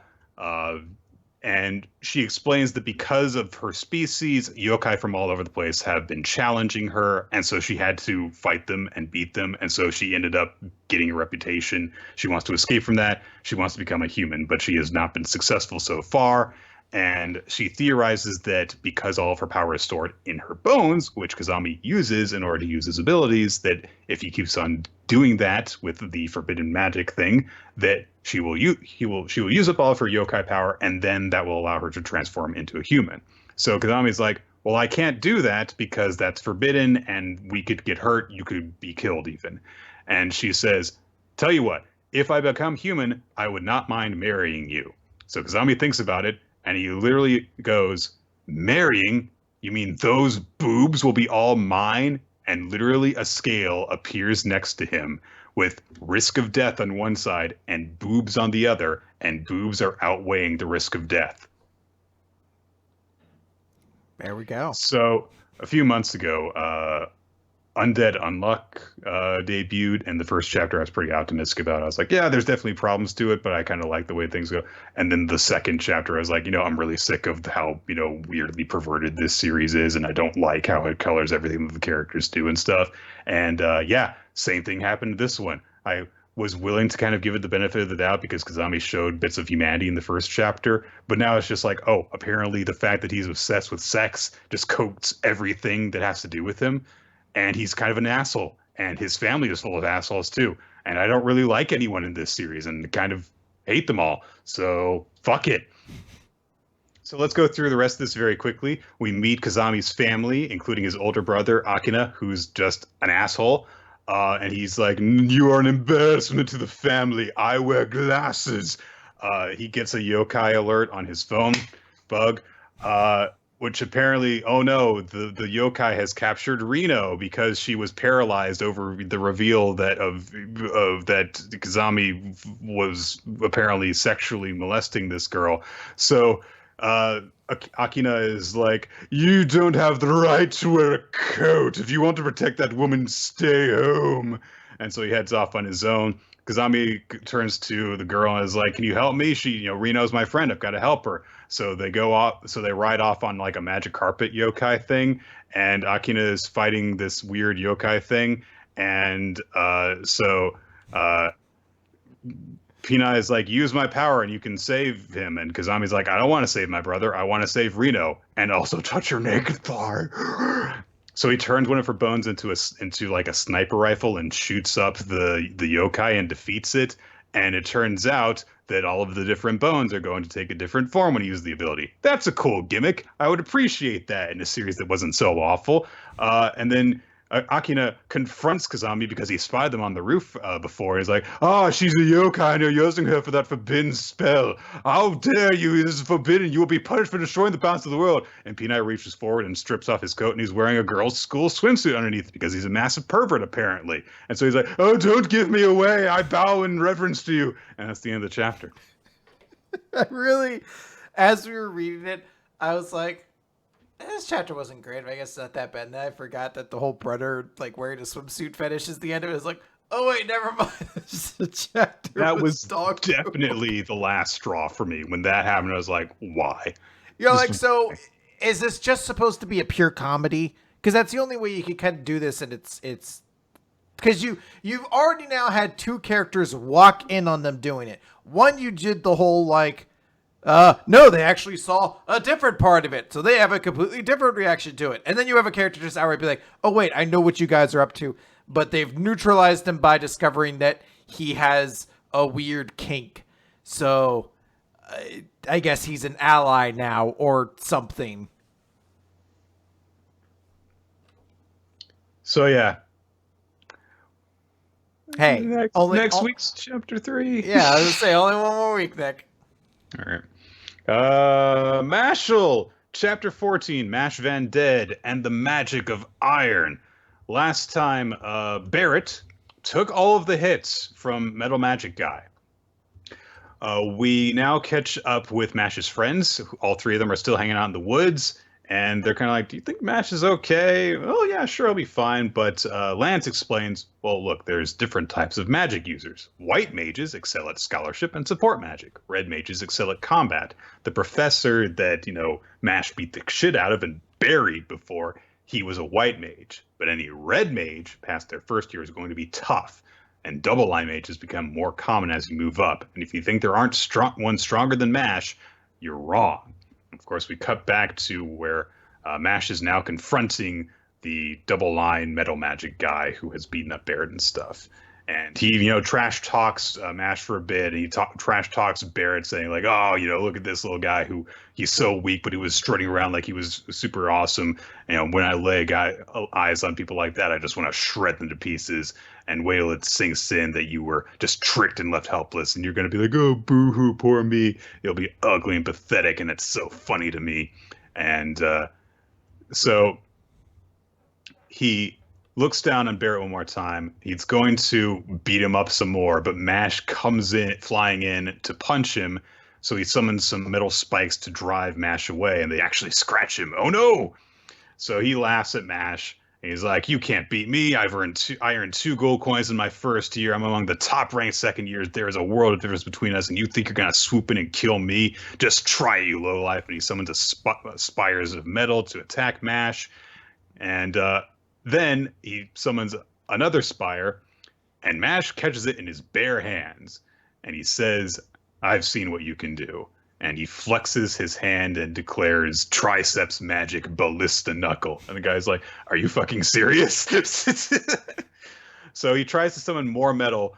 Mash punches through it and shatters it. And as the guy is saying, "You and me are on different," and Mash punches him in the face. Oh man, that's so satisfying. So he's left with a fucking bleeding nose and mouth, and is just going.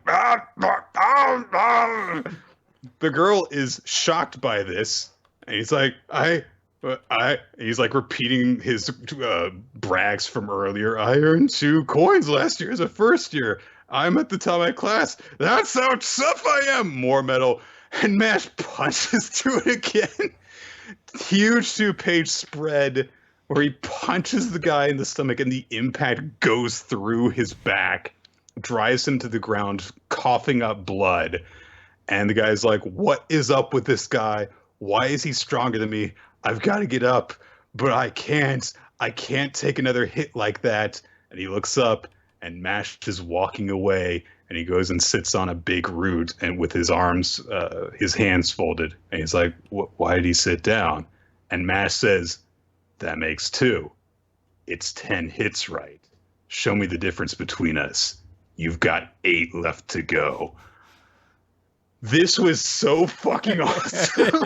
There's almost no jokes in the chapter, basically just the triceps magic one. But fuck, this was a badass chapter, man. I don't know how you can't think that. That final shot of Mash very seriously just waiting for him to get back up so he can punch him again is so awesome. And the art in the 2 shots, it's so significant that you're able to nail that and just be able to immediately capture how devastating those shots are. Like the first one's directly to the face, and the second one is a punch to the chest, and you could just see the impact shooting out from the back. You're like, fuck, man, that looks fucking vicious. There was one chapter all this week, because there were some great chapters this week. Before we get into the rest of them, My Hero Academia was really good. But out of all the series that we cover, the one that made me go, "Oh, fuck," was this one. So I was shocked and amazed and really impressed by this. So I love it. All right. Mission Yozakura family. Mission 34, Spy License. Yes, that's right. Tayo is taking his spy license exam now, apparently. You usually do that 4 volumes into the series, right? That's usually when you get your exam thing. So I was very surprised by this. Tayo begins on like this massive conveyor belt that he's got to stay on, or else he'll fall and like boiling hot water. He manages to make it through. He's really tired. Mutsumi is there cheering him on. She's got rice balls for him to, get his energy back up. And he has a flashback to like, oh, he was kind of forced to take this spy license exam by Kyoichiro. And Kyoichiro's like, all of us already have this license, and as a member of the family, you need to get it. But if you bring shame to our family, but I will kill. And I was like, yeah, you'll make me disappear. You'll kill me, or you'll make me disappear, right? And for a second, I was like, that's really good. I appreciate that Tayo's just sick of this guy now and is like, not impressed by him at all. And then he realizes what he said, and he starts running away from Kyoichiro. It's like, no, okay. Looks not dead yet, I guess. Some random asshole who is also taking the spy exam tries to take out Tayo while he's on his break, but a very pretty boy intercepts him and stops it and is like, it's against the rules for applicants to attack each other, so don't lay a hand on my darling. And this is Hoshifuru, who is another person who is obsessed with Tayo, because that is a type of character that we had never seen in this series before. Someone who is obsessed with Tayo and or Mutsumi. None of them exist except for him. So, so Hoshifuru says that like he's a massive fan of Tayo, and he's like actually gone around and has like made a doll using like fragments of hair from like missions that Tayo's been on. He's very creepy, and he's also one of the people taking the test. We see various little shots of them. So basically, the 4 trainees that we kind of keep up are with our. The guy who tried to attack Tayo, this older gentleman with a very bushy but handlebar mustache, Hoshifuru, this new guy with a monocle, and Tayo. And they have to do all these ridiculous things like read what a bullet says on it as it's shooting by and stuff like that. And eventually it comes time for the final exam, which appears to be a presentation ceremony because they're like, we're going to issue this license to you. And all the licenses are at the end of this long corridor. Please come and get them. Then you are free to leave. And they're like, wait a minute. And the ground starts collapsing under them because it turns out the test is in a different location every year. And so the exam location is destroyed at the end of the exam. So they're basically demolishing the building. They've got to outrun the demolishment in order to get their license. It's a cool gimmick. Tayo is trying to race forward. The guy who tried to attack him before is like, you just got lucky, rookie, to make it this far, but I've been trying to do this for years, and I'm gonna show you how hard it is to survive this industry. So he does this backhand blow to attack Tayo and knock him backward as he's running, and so he's stunned long enough that the ground collapse catches up to him, and he's like, oh damn it, I messed up. But Hoshifuru is like, that look on your face is so arousing, but you not giving up is even more beautiful. And he uses his fan to blow Tayo forward while remaining behind as the ground collapses beneath him. And as the ground collapses, Tayo stays behind long enough so that he's grabbing onto the ledge and is grabbing Hoshifuru's wrist. And he's like, hey, if you like that I don't give up, then shut up and see this through with me to the end. So in that moment, Hoshifuru's like, casts his fan out to blow them both up over the ledge, and he says, applicant Tayo Asano, you pass. And it turns out he's not an exam participant. He's one of the proctors. And basically there were proctors assigned to every single one of the people applying for it, looking over them to make sure they have the qualities essential to being a spy. And although skills and intellect are essential, humanity is the most important quality for the Spy Association. Okay. And the handlebar mustache guy was the guy looking after the guy who was attacking Tayo, and he fails him. So there you go. Yep. So Tayo's like, oh, I get it. You were just pretending to like me so you could get close to me as the project. No, I was telling you my actual private feelings. Yeah, hilarious chapter. There were little parts of it here and there that I did like, but honestly, especially the very end just reminded me of the Naruto chapter where they're taking the written exam, and then Ibuki? Scarred test giver dude is like, this was actually a test of your personality because, people who can't keep up are worthless, but those who give up on their friends are worse than worthless. So anyway, it brings us to Moriking, Chapter 3, An Errand. Shota goes out to run an errand. Moriking goes with him on a leash for some reason, like he's a pet. And Shoko goes with them because it's like, no, we can't have you be weird in public. Moriking proceeds to be weird in public by doing things like walking up a telephone pole to retrieve a kid's balloon because they didn't tie it around their wrist because their parents didn't really care about them. He flies an old woman across the street, and Shoko's just like, no, stop this, stop doing that. And Moriking's like, it's my duty to help people, though. That's what the Forest King does. And when a king with such an aim to, be one where life coexists in happiness, then he cannot ignore his subjects being in trouble. And Shoga's like, no, don't help people, which depresses Moriking because like, no, I can't do that. They come across a little girl who is a friend of Shota's named Hanai.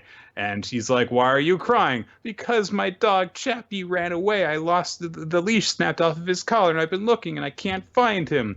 And what'll I do if he dies? And this reaches Shoko so deeply that she turns to Moriking and says, can you use your powers to find him? And Moriking's like, well, is it really all right? I'll have to use my insect abilities. And Shoko says, I can't just stand by and do nothing while my friends are in trouble, so please help them help her. So he says, I knew you were a good person. And he glows with an awesome power. And he calls upon various insects of all types. And they descend around him in a massive tornado. And when the tornado dissipates, he's holding the dog. And I'll admit, Chris, the first time I read this chapter, I did actually laugh when the dog was had just been carried there by a bunch of bugs in the middle of this tornado. That was kind of funny to me.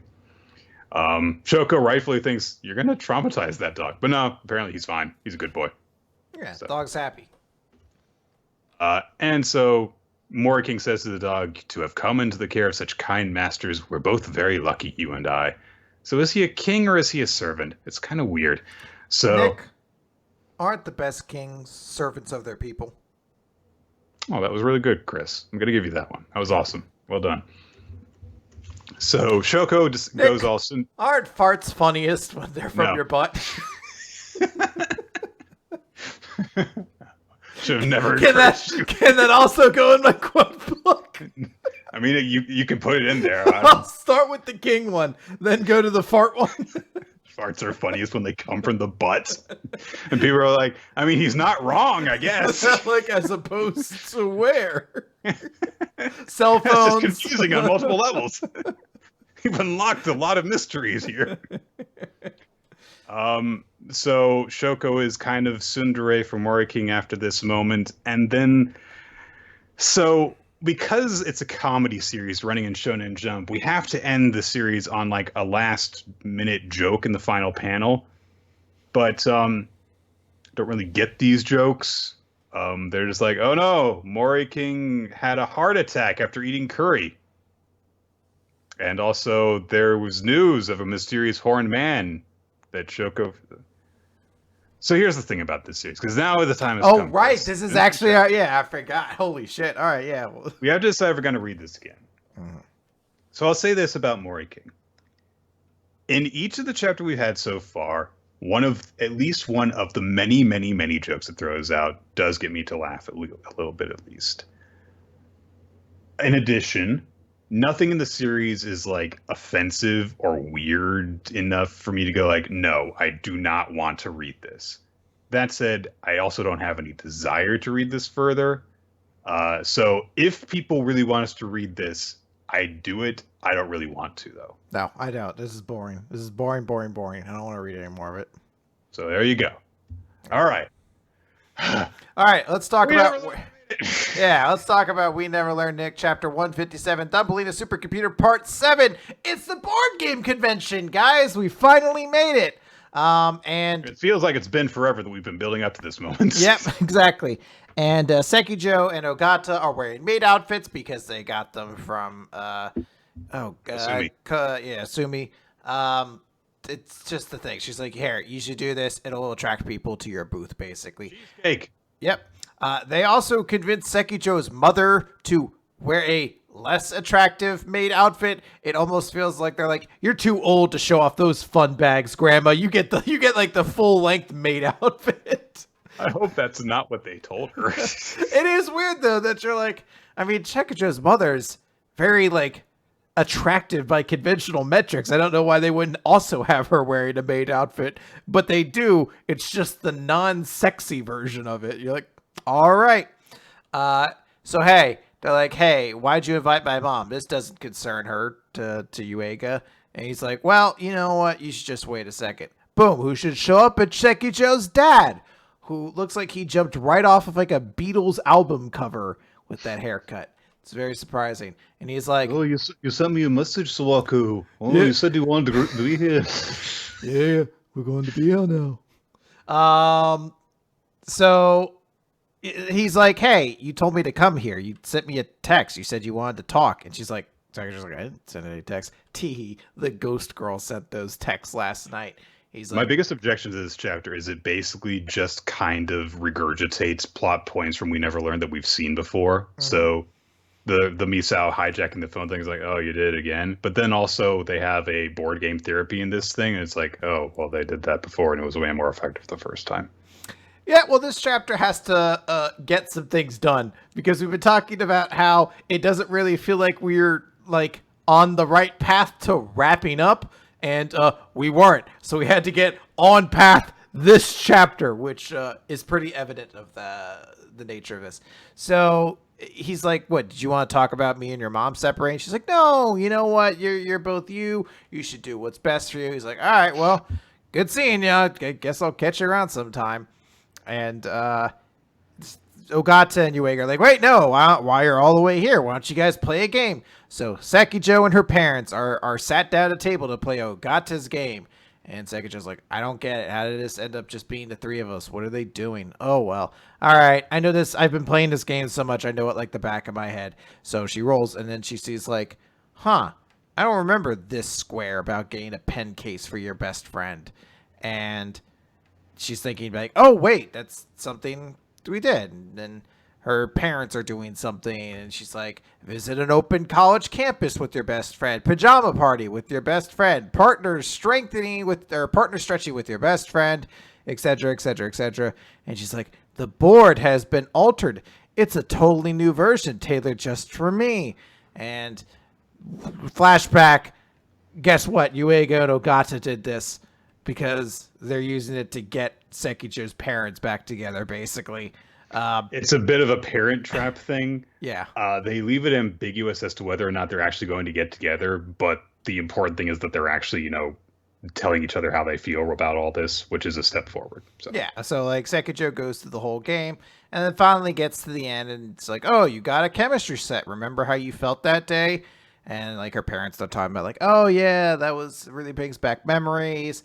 I went out looking around town for it, and when you gave her the gift, yeah, you look of joy in your face. And then they written next to some of the little flowers on the side is a note saying, you could do it, Sekijo. And basically she's just like, I hate this. I hate that you two are breaking up. I hate that I have to leave my roommates. I hate everything. And what I hate is all three of us getting along as a family. Basically just lets all of her emotion out. Her parents like, I hate it too. They share a good cry, and you'd assume we'd spend a little bit more time digest this, but no, because Ogata literally basically grabs Yuiga and is like, hey, remember this is my route? Anyways, we weren't really playing a game, were you? Credits. That's the chat. It's just as canon and valid as the Iruka route, Nick. It's I actually very recently kind of like skipped through a whole bunch of We Never Learn to kind of like refresh myself on it. And man, it's about Yuiga and Iruka. Like it from very early on, it is really going down that path. To me, it always kind of, looking back on it now, it really feels to me like Ogata is kind of there to have a crush on Yuiga. But Iruka is there to be in love with Yuiga, if you know what I mean. That said, of course, all the girls had different feelings developed for him. So sure, it's nice that this is done for the fans and stuff. But it really feels like if this is the level of stuff that we're going to get for the other three, then it's going to really feel like, oh, you really had to kind of come up with these very quickly, and they aren't especially fleshed out. And that's why Ogata's route has very little to do with Ogata. But an awful thought also occurs to me. Because this whole thing with Seikujo gaining closure with their family and stuff like that. So this happens in the Ogata route.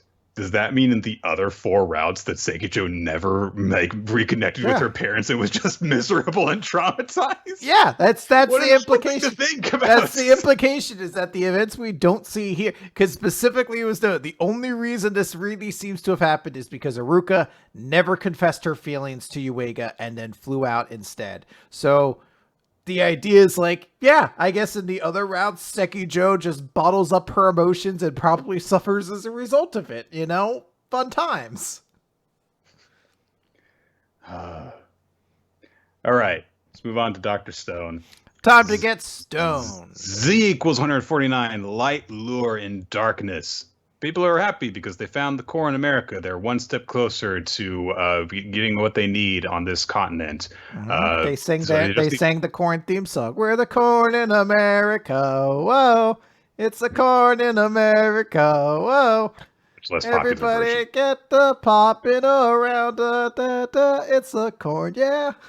I remember seeing that version on the radio before it got changed to kids. And they thought kids would probably be somewhere else than corn.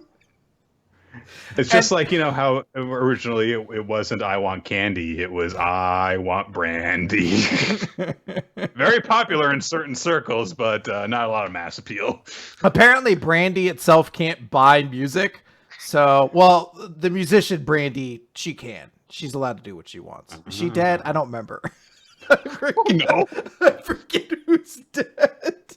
9 hours ago, I sent out a tweet saying, I know very little about pop music, so... It was me sitting there. I was like, I was going to make a joke about Korn. I was like, is Korn dead? No, they're just bad.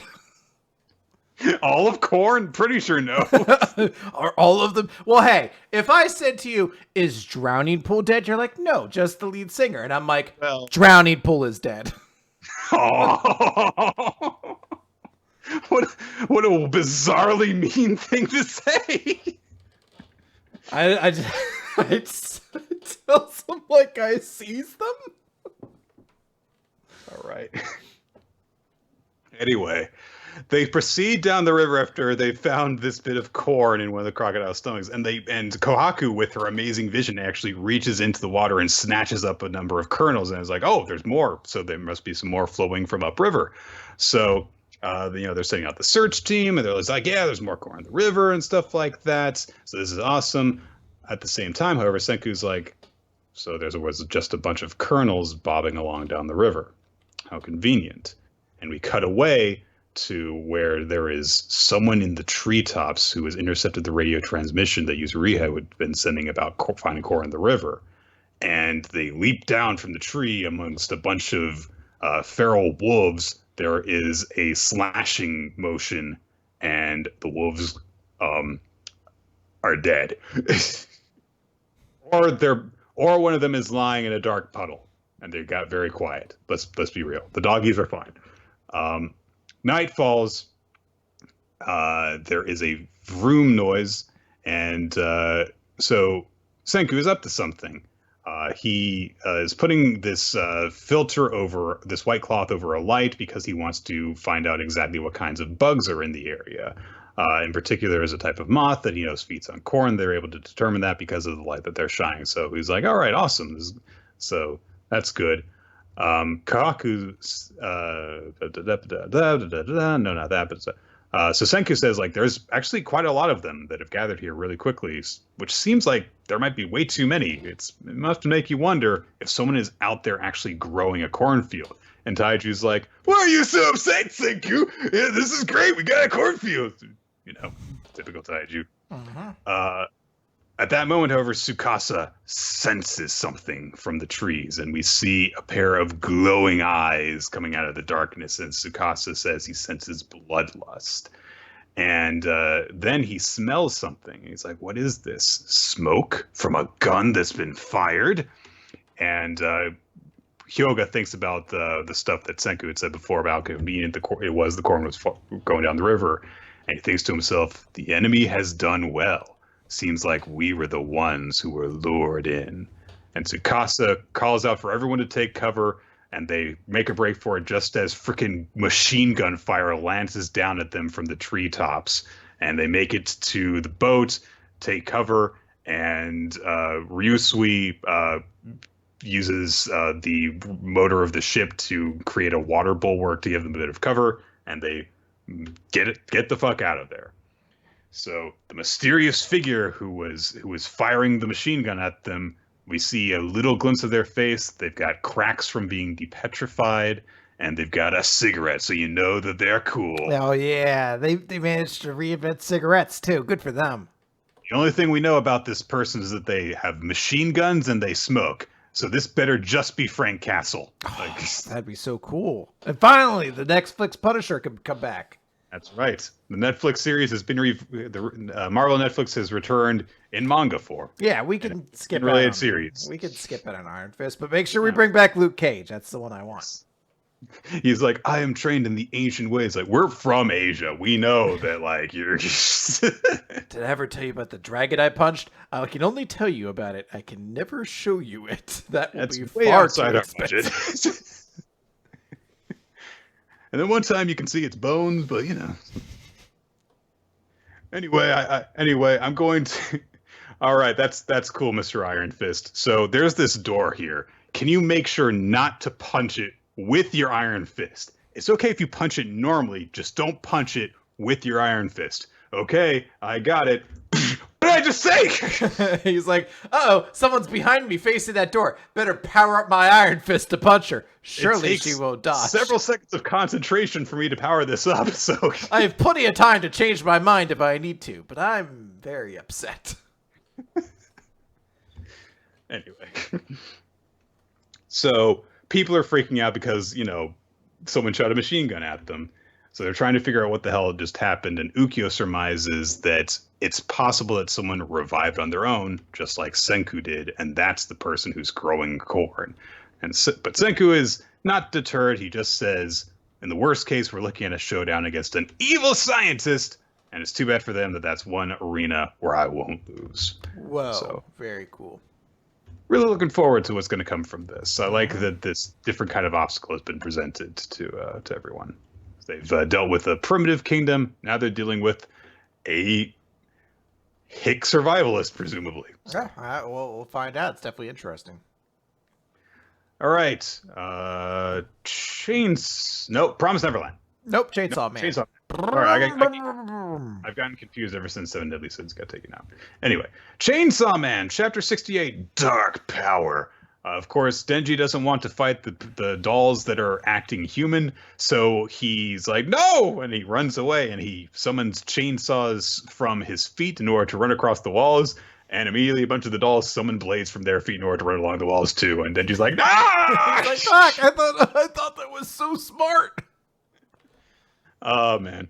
So he is forced to attack some of them. One of them, after he strikes them down, just with a dying breath, goes, murder! And he's like, and there's more of them! Chuanchi immediately intervenes, is firing arrows, taking out a bunch of them, and she says, the dolls are imitating humans, just kill them. And then she's like, well, how do you know that? And she says, well, if you think of it that way, you can kill them, can't you? And he just kind of like looks at her, and she says, ignorance is bliss. So, I guess that got through to him. However, Santa comes bursting through the wall. She latches a bunch of her doll arms around Chuanchi's limbs and is like, I caught you. And Chuanchi says, sure you did. Holes appear in her. So, she didn't seem to care about that much. But she realizes things are going to get bad because night's coming. and the sun immediately sets. I'm not sure if time passed while they were fighting or just like the sun was setting at that very moment. Yeah. Either way, it's night now. And that's very bad for someone who draws power, since they're fighting someone who draws power from darkness. Santa emerges from the wall. She's even bigger. She's got even more limbs. She's got big ass horns coming out of her head. Denji says, "Is it just me or did you get even creepier?"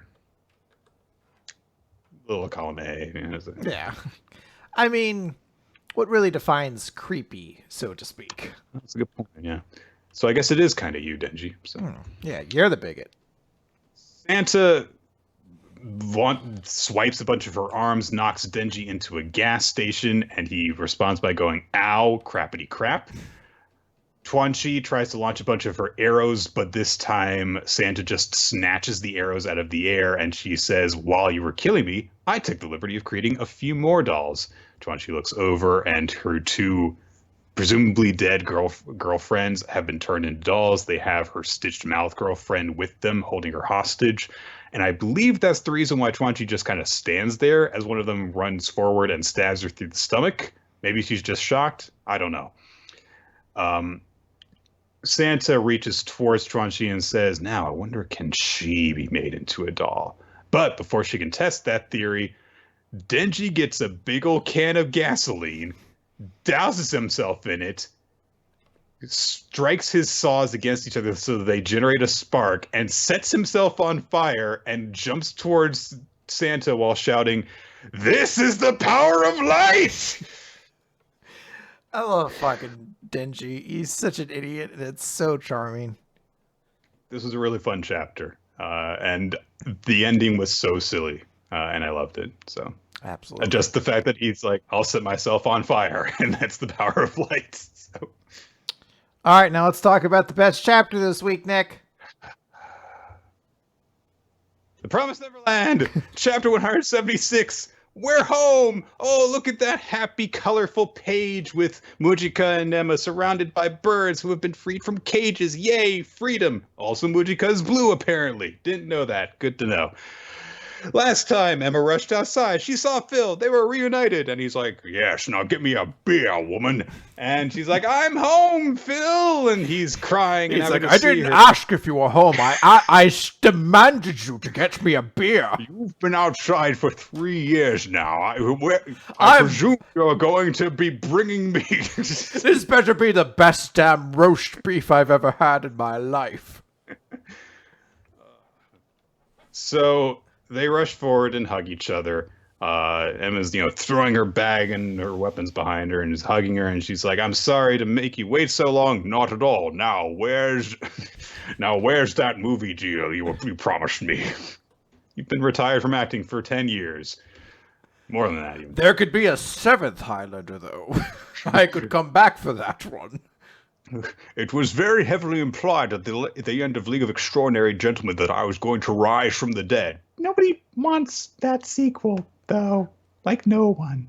"What are you talking about? Everyone loved the rapport I had with Tom Sawyer, who is definitely a British hero of novels." Yeah, everyone's hugging each other. And Phil sees Norman's like, "What the fuck are you doing here?" And Norman says, "Thanks for protecting our siblings."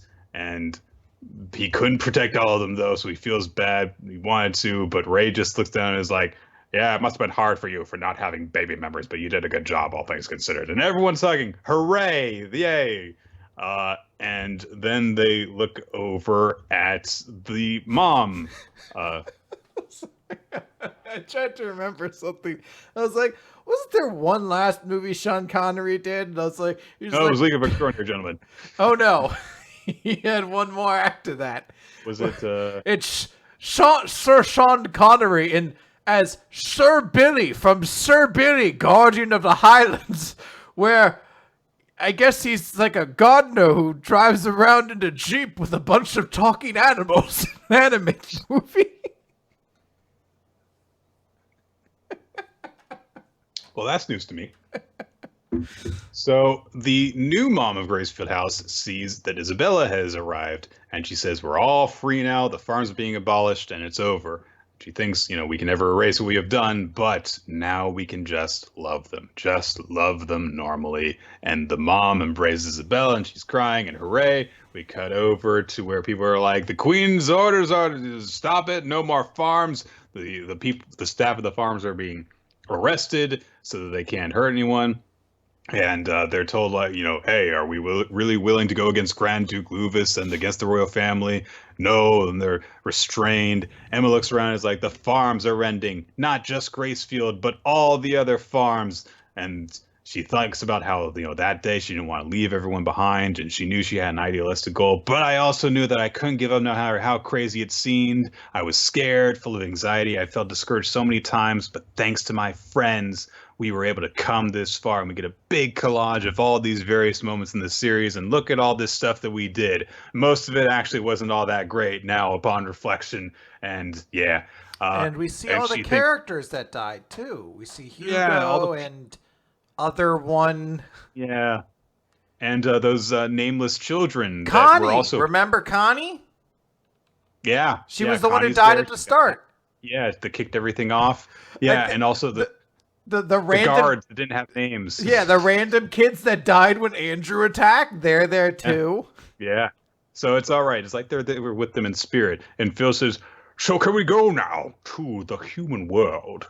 And Emma's like, yeah, we can. All the children, both the children and adults, everyone, finally at last, we can go to the human world. Do bitches know what time dinner's supposed to be served over there? Because that would be a welcome change from this side. And a random nameless demon shows up and looms over everyone. And Emma's like, oh, fuck, run away. And Emma's like, oh, no, I put my gun down. And the random nameless demon is like, this is my farm, my meat. I won't let anyone take them away from me. I'll eat them all here and now. And everyone's like, oh, fuck, oh, fuck. And Ray's getting his gun out. He's like, I've got to make it in time. And Emma is protecting one of her little siblings. The claws are coming towards her. Everyone reacts in shock, and Emma is protecting a little girl as she's covering her on the ground, and she looks up, and she sees bloody claws as Isabella intercepted the claw attack and took it through her torso to protect her children. So I know Emma put down her gun, but it doesn't look like Ray did. So he's just like, oh, damn it, the safety's on. He's like, I forgot how to use a gun. I can't let anybody know, though. He's like, oh, I also dropped my gun. I better pick it up. No, Nick, this is a great chapter. No. Isabella had to die. No. Because that's the only way she could truly be vindicated. That's the hallmark tale of any great writer, is when the only way for a character to be redeemed is for them to die. So that's super fun and enjoyable. I don't have a problem specifically with Isabella dying. I have a problem with the fact that she was around from the beginning, and I should really care about this. And because she has done fucking nothing for like 100 chapters, I don't. She literally just showed up and was like, I'm throwing in with them now. Yeah. And we didn't get to see her beyond the fact that she didn't attack the people who had already won the battle. That was basically it. She has done nothing. And there has been no real sense of them making amends with each other.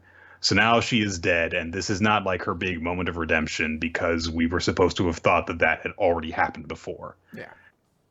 And now we're supposed to care about this. And I really feel like I should care a lot more than I do. Yeah, I mean, that's the thing. Like, there's no build up to this. This isn't a heroic sacrifice. This is just like, it felt like a checklist. Like, yeah. Oh, mom has to die before the end. Check. Got it done. Nailed it. Like, if, for example, if Ratri had done that whole thing where he pulled the knife and he went after Emma, and then all of a sudden Isabella shows up and protects her and gives her life to protect her. And it's a huge shock then that she does that. And then we have the whole thing where it's like Emma still is willing to forgive Ratri. Then that could have, I think, been a lot more effective.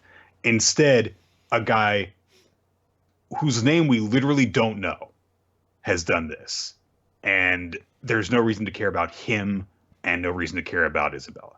And it really, really bums me out that this is where the series is at, where even something that should mean something doesn't. Yeah. All right, let's talk about Black Clover, page 249, Leopold versus Silvor. Nick!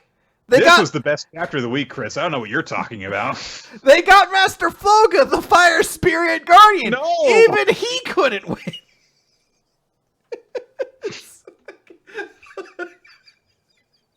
What Tabata was writing, was even he kind of chuckling, like, even I don't care about this dude. Oh, no, not Sasakibe. I knew who Sasakibe was. Yeah, it's like, no, not Master Floga. Master Floga's down, so they've been defeated by this guy, and even that youth from the Clover Kingdom doesn't stand a chance. So I guess Leopold's here. He was also one of the people who was training, so he's going up against Silvor, and there's a big floating eye, and then he gets attacked. He's like, where is it coming from?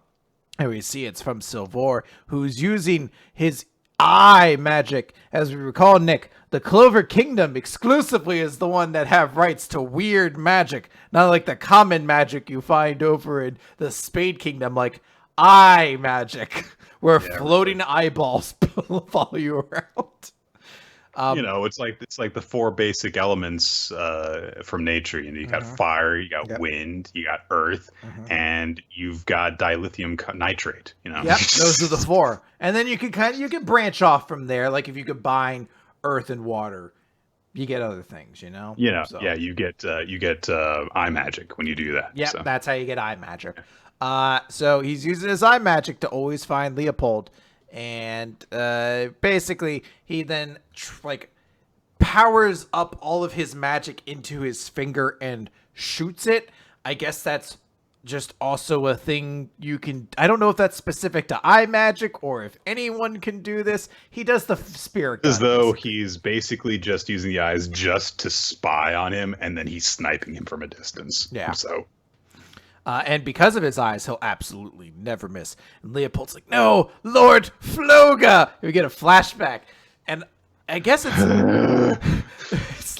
it's Master Floga's big introduction to us, where he's like, I'm already dead. He's like, it's like when you're fighting, you're hesitating about something. And, Leopold basically explains, he's like, well, I'm the third in a line of, fire users in my family, and I'm by far the lamest and least interesting. So he's like, well, you should just use what you're best at. Like, it's meant to be like a big thing. He's like, hey, stop comparing yourself to them. Do what you're good at. And this is, I guess, the big wise... Learn the same lesson that Luck learned in the previous chapter. It is almost identical. So Leopold's like, I'm going to sharpen my senses. Like, it's there. He uses his big fire, spiral magic. He uses the array, too, specifically. So, that's not going to be a one-off chapter thing. But the fire thing just shoots out, and Silvor's like, you're an idiot. It's so easy to dodge an attack like that. You know what? I've never been wounded once on the battlefield or felt pain. I've never cut my finger or stepped on a nail or anything like that. I've never been hurt in my life. Then he shoots Leopold again, and Leopold's like, the enemy's location is moving, but as I suspect, the distance between us has barely changed. And he basically just like, as long as they're in front of me, I'm not going to lose. And finally, he's like, I guess I should end this. And all the eyes are like, wait a minute, can't fucking, what's going on? And there's a massive array. This is actually kind of a cool moment because he's created an array that's basically like the size of a coast. Like it's like a whole cove. It's covering a huge area.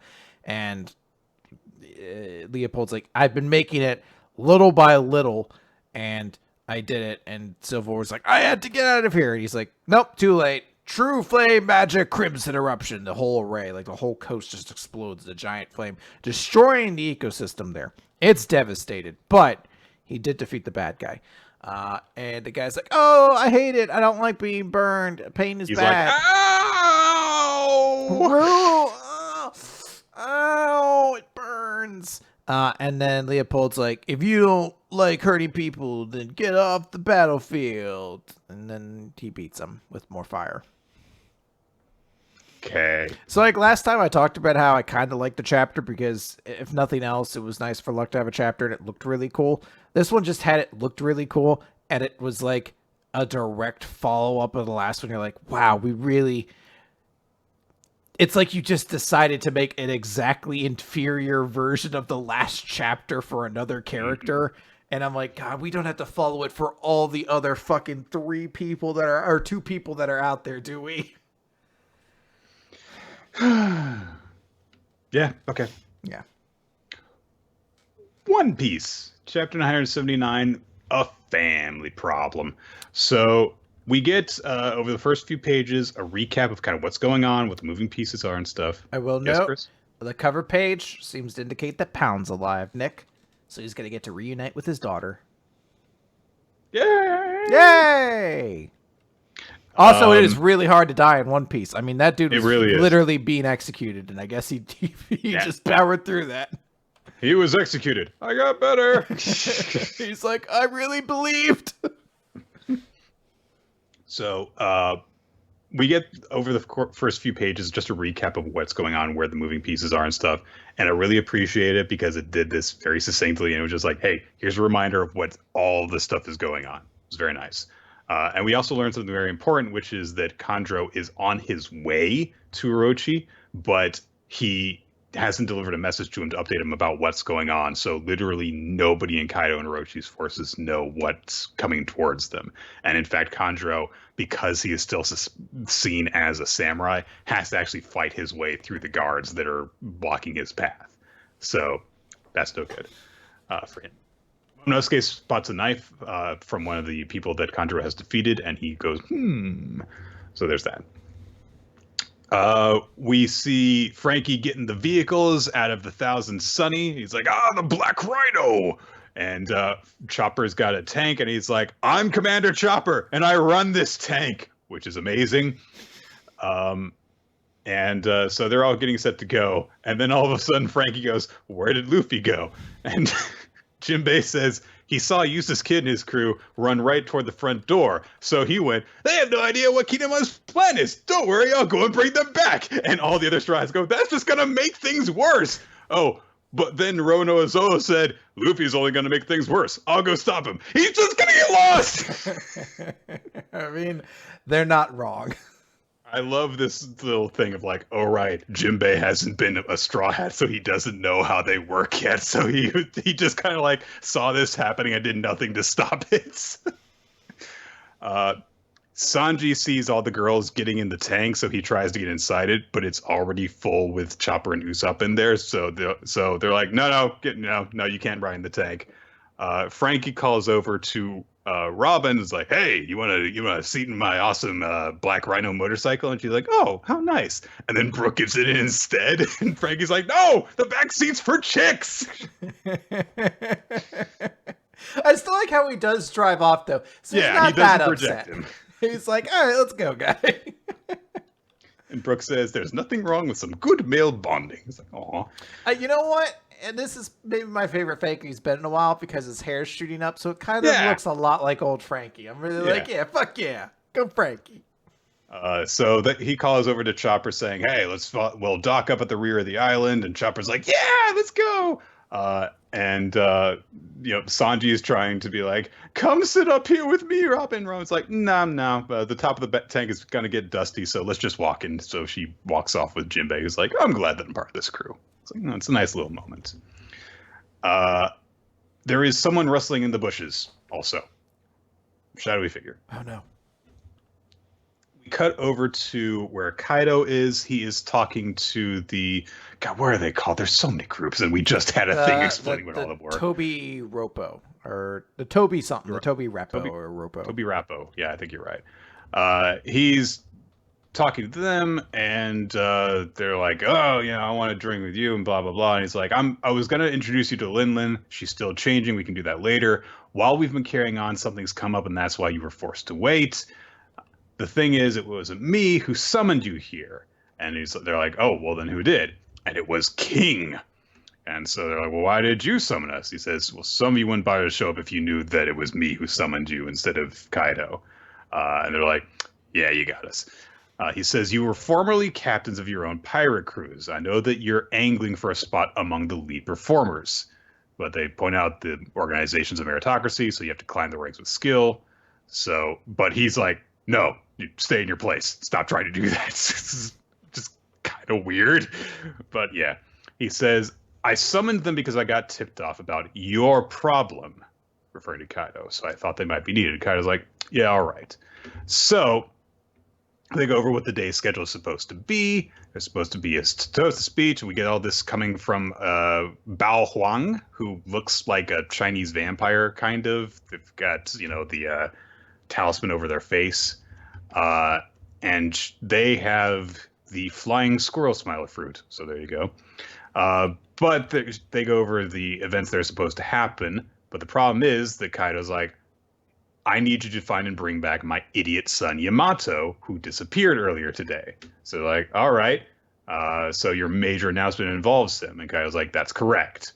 So he says, if you do this and you bring back safely, I will give you the right to directly challenge any lead performer of your choosing. And none of the lead performers object to this. So they're like, all right. So between this and between the fact that shortly afterward we see Luffy in the crowd in his disguise, which works perfectly because it's a perfect disguise and not because everyone's drunk already, and he's looking for everyone, and he can't find out where the fuck Kid and the others went, and he gets distracted by food, but then a bucket of Oshiruko gets dumped on him by accident, and he looks down at it, and there are people who are like, oh yeah, they made too much in the kitchen, so they just brought some out here, and but we don't want that. Yeah, it's just worthless. Just dump it all out. It's pointless here. And Luffy thinks about when Otoko had some Oshiruko and how happy she was, and she said, I'll never have such a nice birthday again. And Luffy gets really angry when he thinks about this and how this thing that she appreciates so much is now being put to waste. So, given that that's going on, that Luffy's in disguise in this crowd, and there's a thing leading up to lead performers having to defend their positions, and Luffy looks like a crew member of the Animal Kingdom Pirates, I wonder where this is going to. Yeah, I mean, it looks like we're about to kind of kick off, and it's kind of exciting. We've been introduced to a lot of characters. We kind of mentioned this last week when we met the Toby Roppo that it was like, okay, it's going to be like a lot of fights probably. So at this point, it's kind of like, all right, we're probably about to start.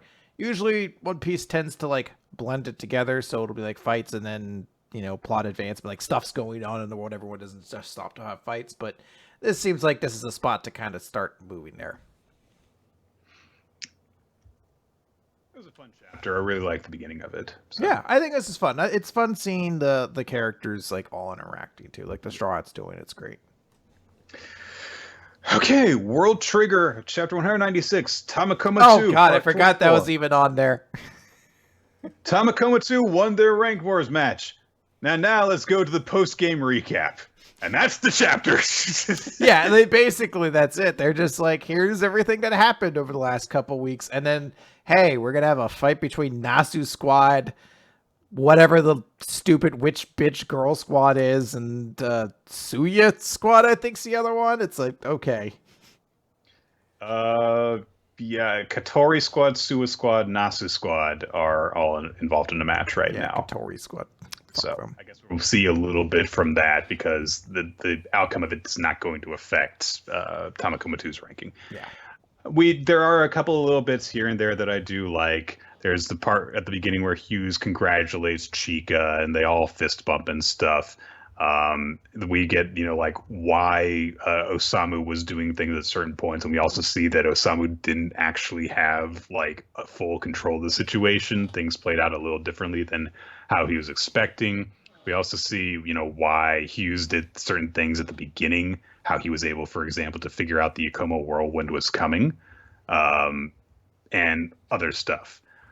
There's an explanation of how Yuma's shuriken scorpion thing worked and how it could be replicated and stuff. And then we get the most important detail, which is that Chika made the decision to shoot on her own. Yep. Osamu did not give her that command. And although Hughes was saying, like, do it now, she was doing it already. And he says, like, she did it when I would have given the command. So good stuff. Yep. It's nice, but it's not the best World Trigger chapter because it's just like, yeah, we did all this already. So, oh well. Yeah, it's fun, but it's not necessary. Yeah. All right, let's wrap it up. Yeah, so that is going to do it for Weekly Manga Recap, guys. Well, thank you for joining us for the live recording, which we do Wednesdays here on twitch.tv/RoloT. And since we did a big thing covering Blue Flag, that means it's time to announce the next recommendation. So, it's my turn to do that this time. So, this is a series that was recommended to us based on the fact that it has to do with ninja, but, and I quote, real ninja. We'll see how well that plays out. It's a series called Basilisk, which we'll be reading. So. All right, there we go. Let's go to characters and MVP then. Favorite stuff, yeah. So I'm going to be real brief with mine. Character is going to be Mash, and chapter of the week is Mashle. Those were the best chapters this week. That was like just a standout chapter and a standout moment. Mash has never looked more badass. Oh, this is kind of tough because Mashle was definitely the best in terms of like getting a raw reaction out of me this week. I'm not sure if I want to double up though because there were other good series this week. You do what's in your heart, Nick. You can't control how other people are going to feel. You can control how you feel. That's right. I'm going to give chapter of the week actually to My Hero Academia because I really like the build up to Shigaraki awakening in more ways than one. But character of the week gonna go to Mash because that moment where he's just like, that's 2 hits, you've got 8 more to go, and he's going to repeat what the guy made Barrett go through. That's really cool. Yeah. And also just that last shot alone is enough to say make it 4 hits. Yeah. So that is going to do it for Look at My Recap. Just real quick, I want to note the audience had a tie between Mashle and My Hero Academia for their chapter of the week, and then Denji won character of the week. Denji was pretty silly this week. So, if you want to follow us on Twitter, you can check out @WMR Podcast for the official podcast account. @RoloT and @NickFTime are your hosts' accounts, and we will do, provide updates and stuff on when exactly the recording is going to begin and all that good stuff. You can check out past episodes on weeklymangarecap.podbean.com as well as on iTunes and some on YouTube. Join our Discord server, because that is a good place to discuss many different things in relation to the podcast. We also have cool hangout stuff like a My Hero Academia RP chat room. And that is also where you can find Ninja X3i's Google Doc that keeps track of many useful things in relation to the podcast, including recommendations that we take and questions that we answer for Q&A episodes and all that good stuff. Are you curious? Go ahead. I was going to say, it's also a really great place for all these recommendations we do. There's a specific thread to talk about the recommendations. So as you're reading them, you can talk with other people who are doing it as well. It's a very, very good idea. And of course, that spreadsheet also keeps track of stuff that we've covered in the past. So if you're curious about if we have covered a series previously, we have been doing this show for almost a decade, then you can check that out and see all the stuff that we've covered before. Special thanks go out to our Patreon supporters. You allow us to create all sorts of fun bonus content for you guys to enjoy. Special thanks to Steve Marotakaris, the aforementioned Ninja X3i for maintaining that spreadsheet, Infamous Planet for making the frame for the visual version of the show, Milo Jack Stillitz, and Wizael Cheddar for making the opening sequence of Week Manga Recap. And that's going to do it, everyone. All right, that's going to do it. Let's head on out of here. No time for jokes, Nick. Let's just go. All right, if you say so, man. Yep. Where are we going? Space? So I'm several states away from you. Should I meet you somewhere? True. Yeah. I'm not sure if it's good to travel right now, given everything. Yeah, you know what? Actually, scratch that. Stay where you are. Okay. Let's both individually go watch television. That sounds fun. Okay. Do you want to talk while we're doing it, or should we just ignore each other? I want us to watch different shows at different times, but then relay those thoughts to one another.